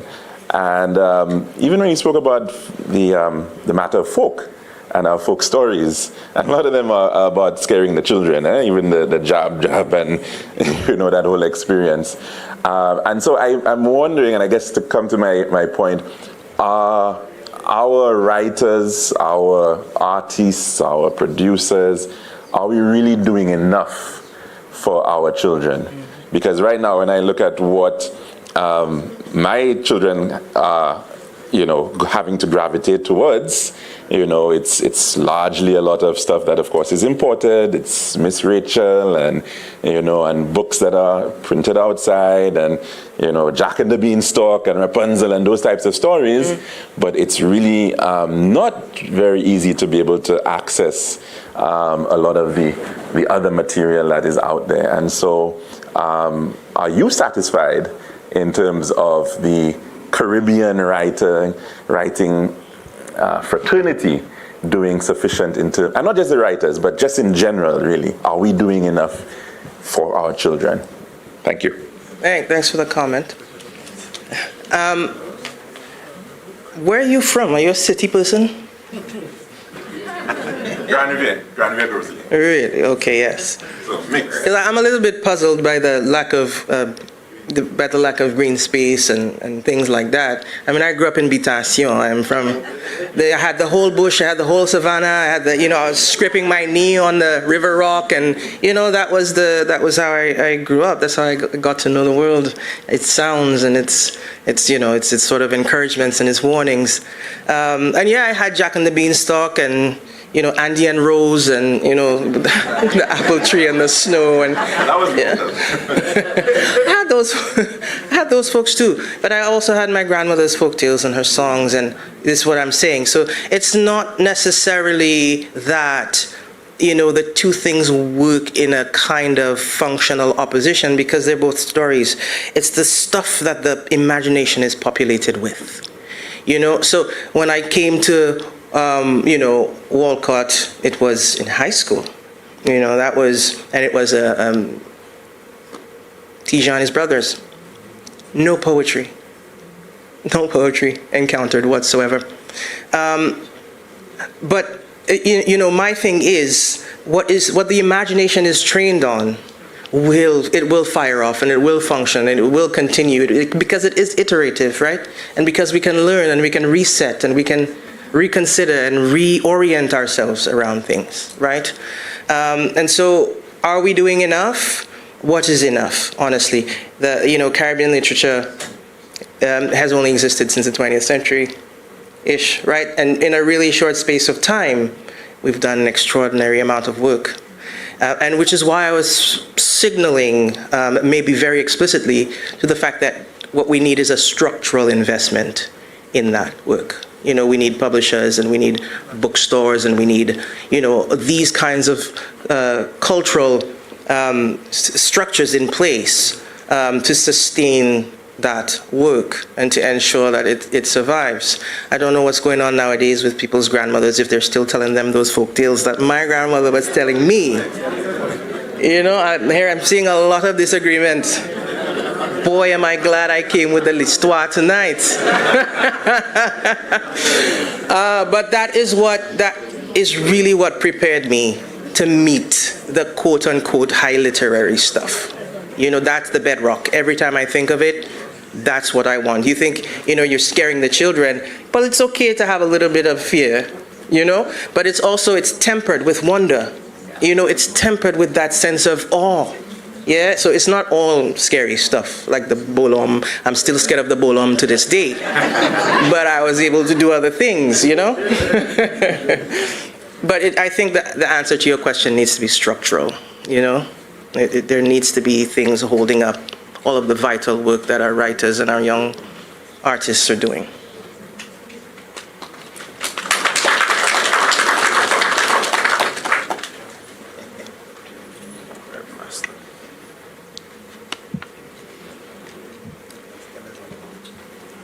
Blessed. Hello. Yeah. I'm not sure I'm even going to be able to express this, you know, precisely. But let me just preface it by saying, first off, that, I mean, the longer I live, the more kind of like utilitarian an attitude I get toward the arts. You know what I'm saying? I hear you. Because it's such a wonderful, you know, gift you've given us here, taking us through all the paradoxes and the beauties and so on of that hybrid tradition, etc. Wonderful. And yet, to me, in the final analysis, art only matters, any art, poetry, any other art, only matters to the degree that it can make a difference in the, I don't even want to say the actual world we live in, because that gets kind of so wide and vague and thing, yes. But to the actual society that we're living in, to the actual communities that we're living in. And increasingly I'm getting a feeling that it's not really making that much of a difference. I think back to not that long ago, to the, you know, the 70s, even the 80s, certainly even before that, where, and I think of the work of someone like Linton Kwesi Johnson, and how that, I mean, very, very tangibly, I mean, evidentially, in a way that nobody could dispute, actually made a difference to the structure of the society. It entered people's lives in a way that they acted and helped to create a different kind of society. And I'm wondering, to what extent is that even possible now? Yeah. No matter how wonderful the literature is that we create, to what extent can it make a difference to a type of St. Lucia that I think in all kinds of different ways we long to see, and people may have different ideas about it, etc. You know, ideologies come into play and all kind of thing. But to what extent can all this really make enough difference, and soon enough? When I see what's going on in the plastered world, and what difference is this making? What difference can it make? Can it make it soon enough? What's your take? So my first question is, what was going on during the time that Linton Kwesi Johnson's work could have an alchemical effect? What was happening at that time? Do you remember? I wasn't there in the 70s. Well, I think, okay, I mean, yeah. Good point.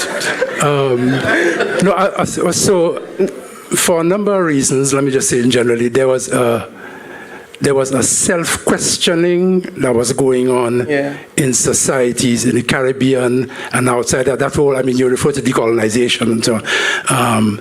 there was a self-questioning about what's going on then at such a deep level, and yet at a very, very deep level, but also, I think, in language and in ways that reached a range of people, that reached a range, a whole range of persons. Yeah. And so, yes, when people like Linton and obviously Bob Marley is such an iconic example. When their work was going out, it was going out to minds that were actually believing in and seeing the possibility of, and I will actually begin to take action on creating this society. So the work was doing that. I don't even know if I'm beginning to answer your question. So, but that context, to me, we're talking a lot about change. I mean, all the, there's so much stuff on social media and this and that and the other and nothing, but I don't know. I look around here in St. Lucia and I see what practical work are we doing, all of us, in all our kind of little different corners, and what practical work are we doing to create a different kind of society? Yeah, it's a very, very good question and a very important one. I have this sense that it was probably always a question, like not just today or back in the 70s, but probably it's always been a question: what is the point of art? What is the impulse for doing this thing? What's its function? Why spend your time? It's the same question I get. It's like, why poetry? Like, why do you even do this thing? Can't you become a banker instead, or go work for the oil magnate, do something useful? But I think because art is so freighted, it's so weighted with all of our desires and those, deep down ethical and moral and philosophical questions that we have about our reality, we want it to do that thing that you're asking, that you're asking about. We all have that desire for it to catalyze something concrete and make life better for people and such. But I think that's the paradox, is that we can make the art and we can infuse it with all of this intention and proclaim its potential, and yet people have to be receptive, and yet entire structures have to be built to support the way that it reaches people, and yet, right? So I think in a sense, it's giving up this illusion that we can control what the art is doing once we put it out there, because all of us every artist would be deeply frustrated by, that fact, that if you're making art because you actually believe it can do something in the world, and we're not actually seeing tangible results. Again, because depending on values and societies and what's happening at the time, some people value art and others don't. And then you have entire schools of thought around art for art's sake. Art is just because art. It doesn't have to have a social function. It doesn't have to serve a political function, etc. There's the whole bullshit poll, right? You and me, we can say that and absolutely agree. But that is the world. But I think it's because we can't really demand that it do the thing we want it to do is what creates so much frustration. At least, certainly, for me as an artist, I certainly would want that world in which a poem I write can cure malaria. But that's not the world we have, So, I don't know. You're asking impossible questions. Let's roll. No. But thank you. Yeah. Thank you for the provocation. Yeah. Bless. Thank you.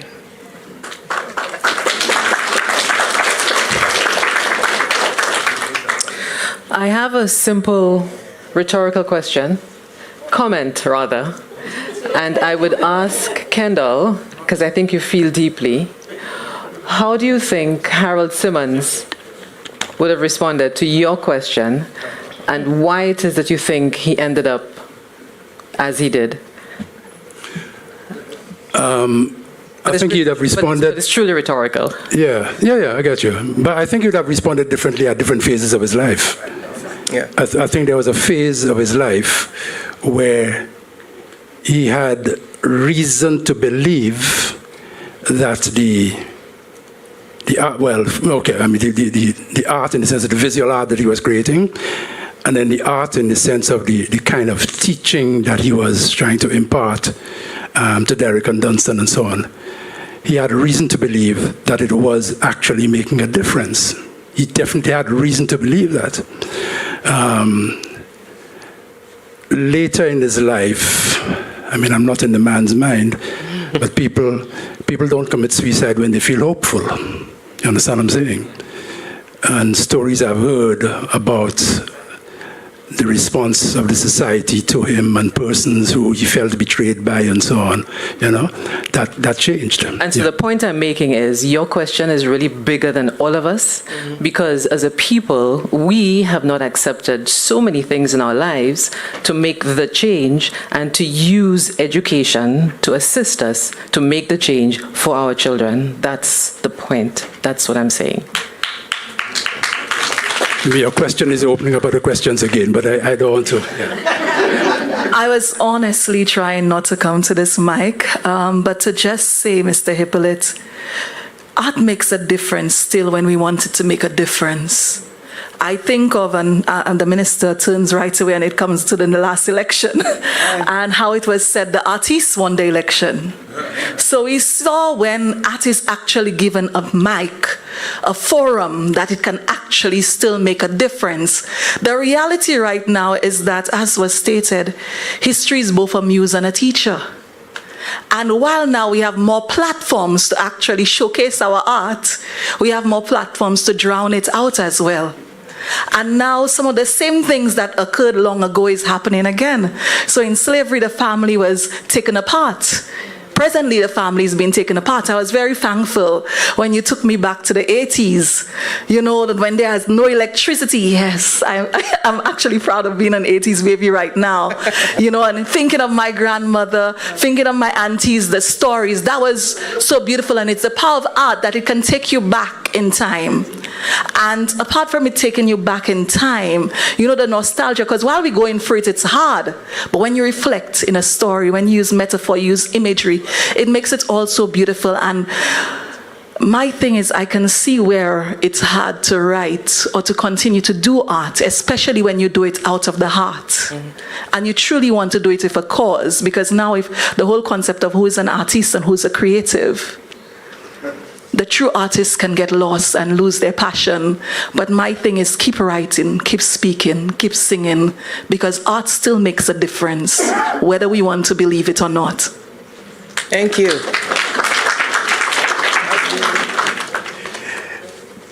I would simply like to look at the theme of your talk tonight, En l'histoire mamaille sans livre. And I was wondering, in your view, to what extent this interrogates the observation that Sir Derek Walcott made in one of his poems. I can't remember which one it was, but to betray philosophy is the gentle treason of poets, and I suppose literature generally. Just that question. Oh, that's a very good question. That sounds like an essay you should write, George. It's a very big question, too. Which is, in a sense, what I'm saying is a different sort of philosophy exists beyond the page, and the fact that the book follows, in a logical sense, what happens first in life. Now, it is the way that it tunes our attention to what is there and what is happening. Even those philosophies that we might consider, the work of, the most studied intellectuals in all of history, they're still talking about chocolate, the taste of coffee, all of these ecstasies that we all partake in our lives. So if there is a sense of betrayal in at least one of my son live, it is in fact towards what is abundant in the materials of our relationships with one another, and how those things actually help us gain an imagination that can feed into our literary sensibilities. But in a sense, the poet being committed to betraying some kind of high treason, is not a thing I've given a lot of thought to. Because I think already the poet is working in the material of utterance and moving that utterance from one interior spot to another, to handing it to someone outside of ourselves. And I think it's in the relational, in that space where relationships occur. That's the stuff of all of philosophy anyway, right? But then we're talking about different traditions, and Enlightenment philosophy is its own kettle of a lot of different horrors and contradictions. At the same time that chattel slavery was being practiced, those philosophers were touting the superiority of the rights of man, while saying these are the folks here are actually not man at all. And so what kind of attention it takes to look at that and to speak honestly what is there, right? Rather than the philosophies that sort of cover up and obscure the truth of what's in front of us. But I want to read your essay. Hello. Thank you very much for your elucidation this evening. I noticed you commented about the need for structural changes, but you didn't really go into it. Yeah. Today, we are challenged, perhaps challenge is not the right word, but we are challenged by talk of AI and the wonders of AI and how that, what it will do for all sorts of things, the arts, my profession, all sorts of things. But would you care to comment on it? On AI and those things? Yeah. If you really want to know what I think? Yeah. I do. You could tell me now over coffee. Well,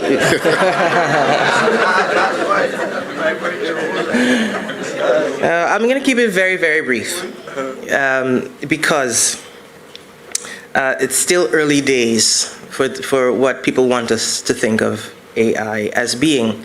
But AI doesn't actually exist yet. There's no such thing as artificial intelligence. That is just the language of a narrative that has to first succeed in order for us to hand the reality of our lives over to these people. I think AI is just a new capitalist frontier. And first they have to succeed at convincing everybody that it's actually a real thing. And once they do that, once they have that narrative stronghold, they can do anything. So in a really concrete sense, the threat of what these people can do to our lives because they hoard so much power and wealth is very, very real. That's very real. But we know already, especially as a people who have survived the brutal history of the transatlantic slave trade, that a fiction can, in fact, ruin worlds and lives. That's what race is. It's a fiction. It's a completely made-up idea. It's actually one of the stupidest ideas to ever exist. And look at what it has done to the world. You know what I mean?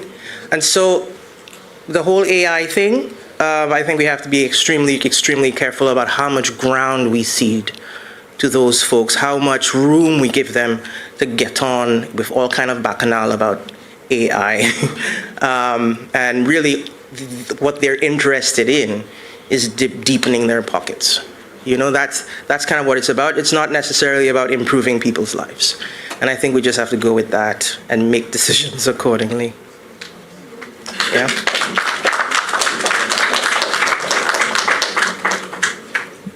Thank you for your thought-provoking talk. I want to go back to this discussion of the relevance of art, how impactful it is, and whether or not people should continue to be hopeful. Seems to me that I'm not an artist, but it seems to me that if you're an artist, what you're doing is investing. And when you invest, you have a time horizon. That time horizon can be next week, or it can be 50 years from now. It could be beyond your lifetime. So the question as to whether or not art is impactful, is it making a difference? I think one addresses that question by asking, is what you're doing relevant? Not just relevant today, but just in general relevant for human existence. And if it is, you may not see the impact in your lifetime. After all, we're here today celebrating Derek Walcott, and he's not here. His work lives on. So I think time horizon really matters. And that's true with any kind of investment. So I would say, cast your bread upon the waters. If you're an artist, you'll see the results after many moons. Thank you. That's what I meant by the question has probably always existed. It's always been a relevant question. Yeah, good evening, everybody.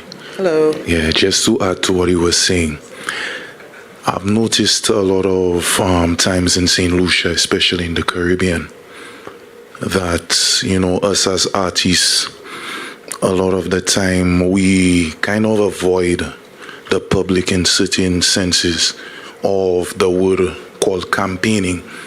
You see, like, politicians do this thing called campaigning, and no matter how much they figure out they're popular, especially people like Richard Frederick, the Honorable Stevenson King, no matter how much you see like they're popular, they still come back. So I think what it is that we need to take some pages out of like people outside the artistic world's book and apply it, especially when it comes to like our communities, being more present with our people, not being afraid to actually reach out and touch the people. I think that's what is really missing, and then the powers that be could follow through on our investment. That's it. Right, you need structural mechanisms to do that, because, you know, there's a difference between individual action. I mean, how much effort and time would it take for one artist to, by themselves, try to do what you're doing? If there's already a structure, organization, or an institution in place that makes these kinds of things happen. Because, you know, this is, I mean, I don't live in St. Lucia anymore, but where I live, those things exist more or less. Yeah, so people, they have a place to come, and we have a place to convene, and we, you know, we have mechanisms in place that allow for that to happen. Yeah, well, you see, that's true, but these even a campaign is one of those things. It's it's a structural thing. Exactly, but even like my point is that they had to get there through some sort of realization. You understand? I think like the only way we could have like a system and a structure which is really effective is for us to show them that it's effective. And as the brother was saying previously, he said that a lot of us, we might not see it in our lifetime, which yes and no, that's true and a little false at the same time, you know, because it all depends on how we come together and deliver it. Because if we're gonna fight amongst ourselves, you know, in the artistic world, whether it be who has what, who wrote what, who did what, you know, it will always be this clash. So to the outside world, you look at it like, should we take a chance on these guys, or should we step back and see, like, you know? Why is that a question for the outside world? Beg your pardon? Why is that a question for the outside world? Why isn't that, was that question for? Shouldn't it be for the people in the room, the people in the community? No, what I'm saying, I was just pointing out this, you know, like if there is like more structure within us, like the community of artists, it would be more attractive too. Like, you know, people would show an interest and would be able to help us really establish that structure and system. Right, you're talking about a sense of community. Basically. Building a sense of community. Yeah. Okay, thank you. Thank you.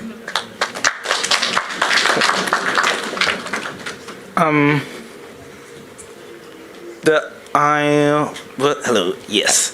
I wanted to ask, I think we're talking, it's been mentioned a lot about structural change, and I agree a lot of structural change will need to be made. I think that one thing I've seen, it can take a lot to provide the vision for that structural change to be made. And when I say that, I put in relation, how much did St. Lucia care and invest about sports until Julian Alfred won an Olympic medal, right?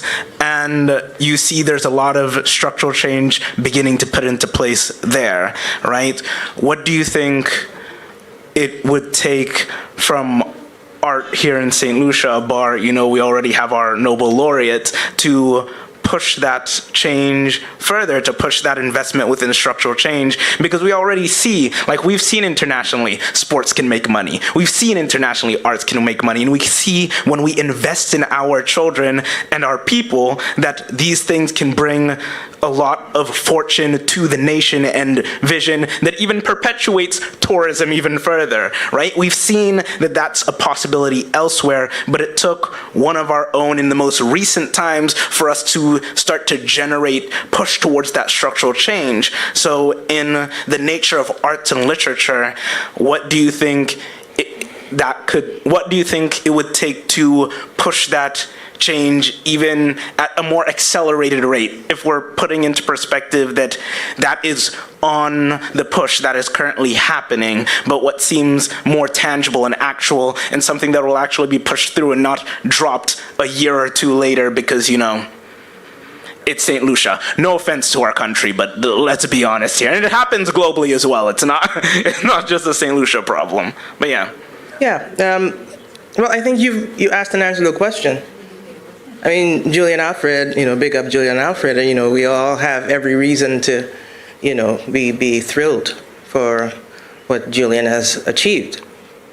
But St. Lucia has a treasure trove of brilliant writers. St. Lucia has contributed to Caribbean literature way more than its small portion would seem to make reasonable. St. Lucia has contributed to international literature an extraordinary amount of work. So I think you answered the question. If we can turn around so fast with sports, what's stopping the other stuff?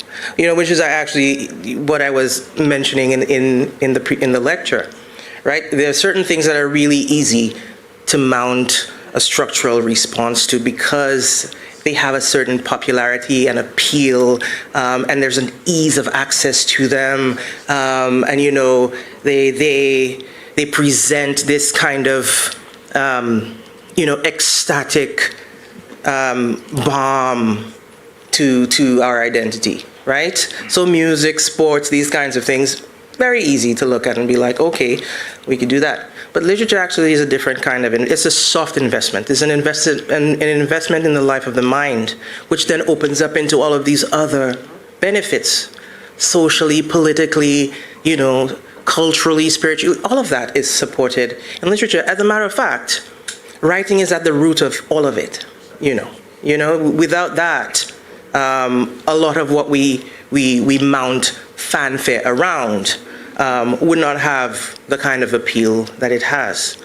But it's just a different system of value. You know, there's no money in poetry, and this is internationally, right? Not just here. Yeah. There's no money in poetry, but in poetry, you make a life. You make a form of being and an orientation to the world that, you know, gives other benefits to our ecosystems as a species that likes to imagine and be creative. You know, so we do it because it's actually important to the way we function as a species. And that's why poetry continues to be published, even though it's not a big money-making thing. It has a really important function in the world. Because it's not always about making money or making money fast. And, you know, we know how that goes, yeah. Right? But you asked and answered the question, but I was just riffing on you. Okay. You know, it's a system of value that is that displaces art, you know, and it's a global problem. It's not just an issue here. Yeah. Okay. Thank you. Yeah, poetry definitely don't make no money. Just a few brief points, Canisia. first I listened to, I found your talk very moving for me personally. Just following you closely and what you were saying and how you're fitting things together, you know? Your grandmother and the folk and how for us who write and who paint and who make music, it is out of if you're on the folk lives, the ordinary lives that we begin, that it all comes. Kendall mentioned Linton Kwesi, and I thought as Kendall spoke, of course, perhaps what I'm touching on is the whole matter of how things happen in cycles. When Linton Kwesi was on the scene, what was happening? Anti-apartheid, strong anti-colonial movements in Britain, Black Caribbean, especially led by Jamaicans and Caribbean people, rising up against the racism in Britain. In America, Black Power movements. And in the Caribbean, from the mid-60s up to about the early 80s, we had our own strong movements, Rastafari and Bob Marley and Soca. And it was a whole new, people like Kendall and myself were part of that generation, you know, an assembly generation. We were coming to a consciousness. Strong political movement, socialism, you know. I don't know if Boots is here, but, you know, Boots' father was a policeman. He got some tear gas when John Compton threw tear gas on us. Anyway, but the point I'm making there is those cycles of history and time almost give a platform to the poets like Linton Kwesi. In St. Lucia, Patrick Anthony, who is here, Papa is still around. Folk Research Center. Folk Research Center did revolutionary things which are still going on. Every year we have Jeunesse Creole and so on, Creole language, and major efforts are being made. And it produced, our Linton Kwesi Johnson was Fish Alphonse. That's right. And of course, don't forget the Kaizo men and Papa Veda and Shanti and so on. So I'm saying all these things came along with the other strong political, social, strong self-assertive movements. Then we came to the early 80s when you had movements of the Reagans and the Thatchers and the far rights and blah, blah, blah.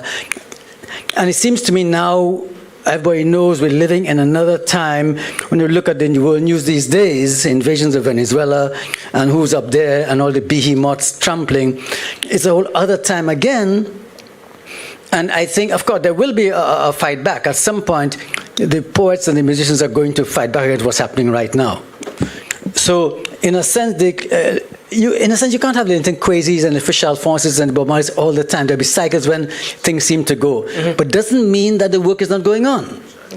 And third main point I want to make, nobody tonight mentioned the education system. And I see the principle of Sir Arthur Lewis tonight. No, but seriously. So it leads me to now, I've often felt, I'm an old media man, RSL, Radio Central Television, and I felt our media, which has really gone the way of all flesh, so to speak, these days, there's not that consciousness as when Embert and myself worked at RSL and at NTN, trying to bring a kind of public broadcasting media to the country. So you had poets on, you had historical talk, you know. I do hear it now, frankly, you know, all due respect to the present, whatever. But I've thought media, especially in small islands like ours, media, television, radio can do a lot more to promote the arts. That's what I'm heading to. Not only writers, but musicians, other things happening. And you don't hardly hear anything about those things. Sometimes on television, I mean, people like Calabash, I think, are doing good work. There are others, and they're probably listening to us tonight. So, but Calabash, I think, is doing public kind of broadcasting. But the final point I really want to get at, the educational system. I've been a teacher myself many years. Some of my fellow teachers here, like Dee. In our schools, I kept saying, I've written this and said this publicly, we need to be teaching in our schools at all levels. St. Lucian culture, St. Lucian history, we just lost Gregor Williams. And St. Lucian culture, history, and St. Lucian literature. We need our history, and our history, frankly, I have very little interest in sometimes French. Frankly, I have no interest in that. I don't know about these. My mother's grandmother was a Kalinago. I don't know about my African ancestors. That's what I want to know about. Sometimes read for European. Blah, blah, blah, blah. We need our history in our schools, our culture, the work that FRC did years ago. This is FRC probably struggling, I suppose, Baba, you're here, you can say. But the point is, but the point is they've laid a foundation. And it says, in many ways, St. Lucian culture is taken for granted now, whether Jeunesse Creole or we speak Creole, and now only recently Creole is being taught in schools. But we need our culture. What is St. Lucian culture? It's not that stuff on white. Every time I turn my TV, is all due respect to my Caucasian friends here, is white people I see in. Due respect to friends whom we love, jelly and so on, but you'll understand exactly what I mean. Whereas us on the television, but we need on the media more of ourselves, including our writers, our painters. Yeah, we have a lot of our own musicians, Denry segment and so on, so at least they are way ahead. But thirdly, St. culture, St. history, and the literature. You talk about Derek, and you talk about, people, I wonder who reads St. writers who are sitting in here, this room tonight, who reads our work anymore? I was saying to Kendall, I think more people outside St. read our work, Canisia, than even outside St. In those days, we had Sunshine Bookshop, no longer. Yeah. Again, I talk about cycles and changes, and why these things happen. We're not throwing no stones here. That's just the reality of things. Yeah.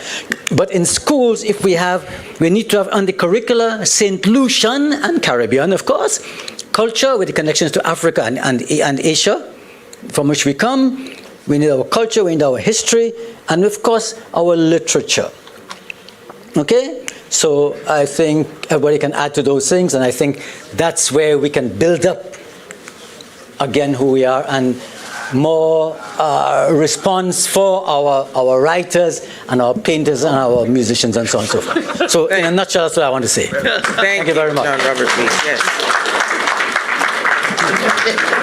For the people who want to know what can be done structurally, that was what that was. Yeah, that's. Thank you. I've lived here for 6 years, and I love St. Lucia. But when I first came here, I went to Castries, and I went to the public library. And because I wanted to be able to say to my friends in Canada, I had my public library card. And I have to admit, I have never received it. And I think the question when we say the history of children without books, our children right now are living without books. Mm-hmm. And I carry a book around with me most of the time to read or write with. And I'll say to a waiter or somebody, what are you reading right now? And they'll pop up and they'll say, well, nothing right now, but when you're finished your book, can you give it to me? Because once again, as many people have said, there used to be a number of bookstores here, and they've really evaporated. And the question becomes, why? And I think one of the reasons being is that the people who are reading nowadays are reading on the internet. And that becomes sort of a fly in the ointment. But when I went to the library, the books were way up on some scaffolding I had to walk up, and then I had to get somebody to go and find those books for me. It wasn't user-friendly. And the people who were there were younger children that were doing their homework in a quiet place, and they knew they could find that sanctity. Mm-hmm. And so I think you talk to people in the street here, everybody knows Walcott.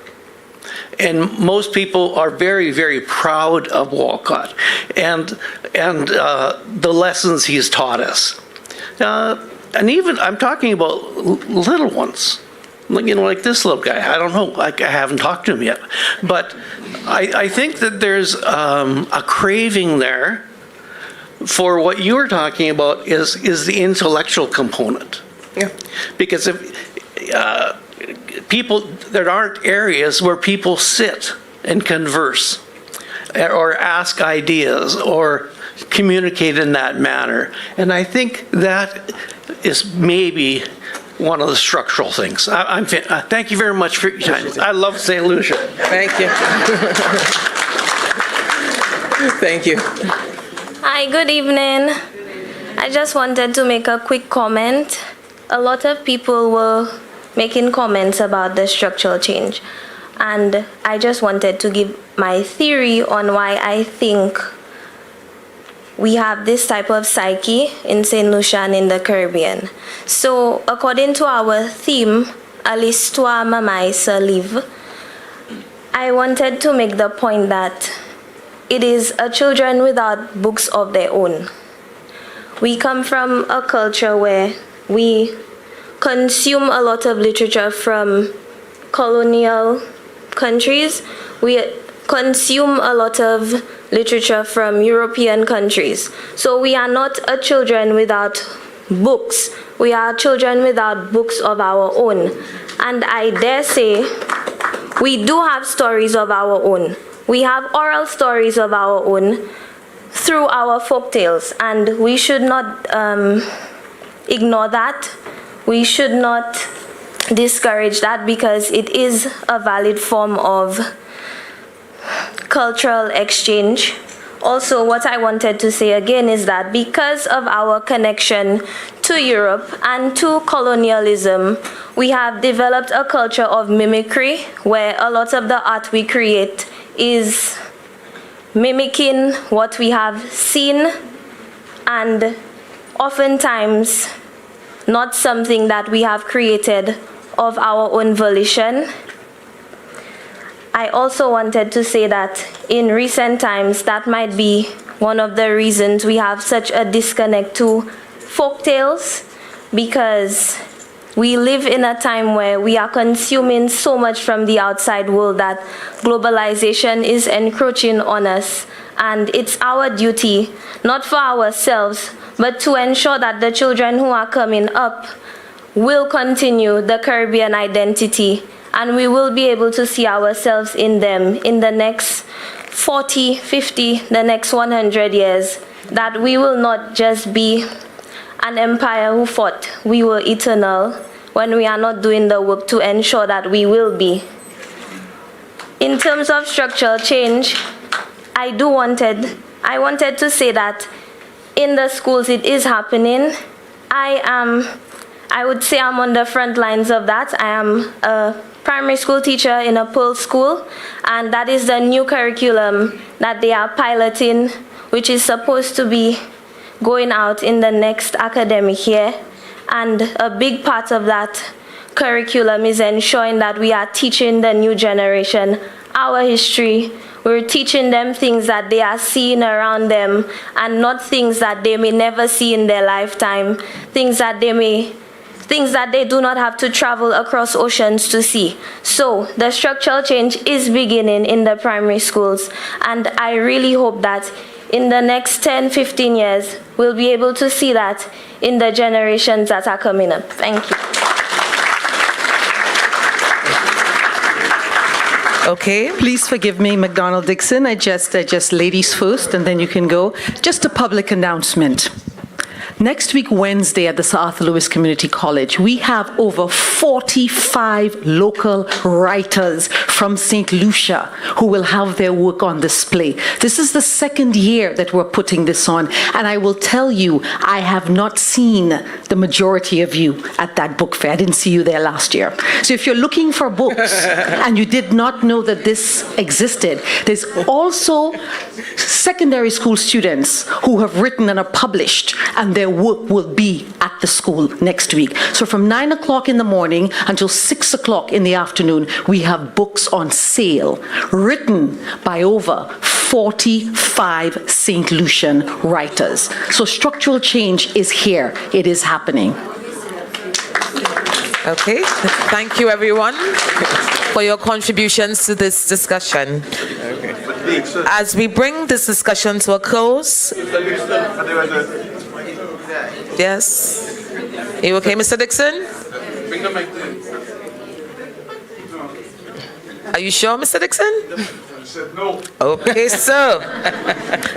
Okay, so as we bring this discussion to a close, we hope the ideas shared this evening invite further reflection beyond this space. We will now present a token of appreciation to our guest speaker. Please welcome Mr. Yves Peter, Business Development and Facilities Manager for CDF, to make this presentation.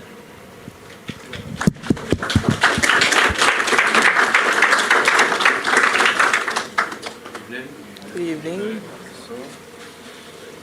On behalf of the Nobel Laureate Committee and the Cultural Development Foundation, the Nobel Laureate Festival Committee wishes to express its sincerest gratitude to you, Professor Canisia Lubrin, for presenting the Sir Derek Walcott Memorial Lecture 2026. Thank you.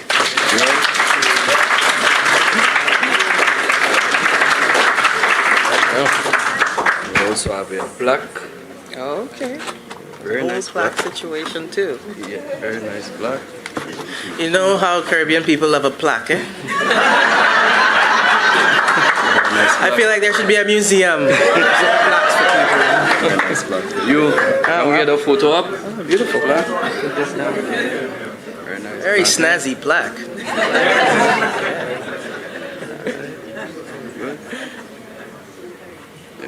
Thank you so much. Thank you. Let me put it in. You're gonna put it back? Yeah. Cool.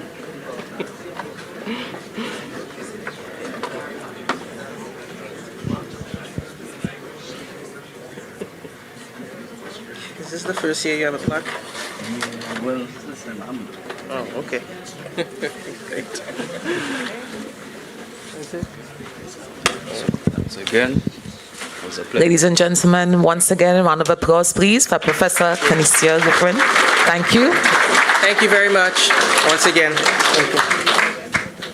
Okay, we now invite Mochel Hippolyte, Director of Business Development and Marketing for CDF, to deliver the vote of thanks.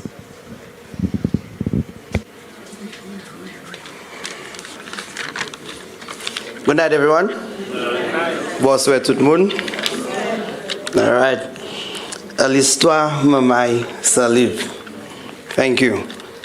On behalf of the Cultural Development Foundation, in collaboration with the Nobel Laureate Festival Committee, it is indeed my pleasure to deliver this vote of thanks this evening on such a celebratory night.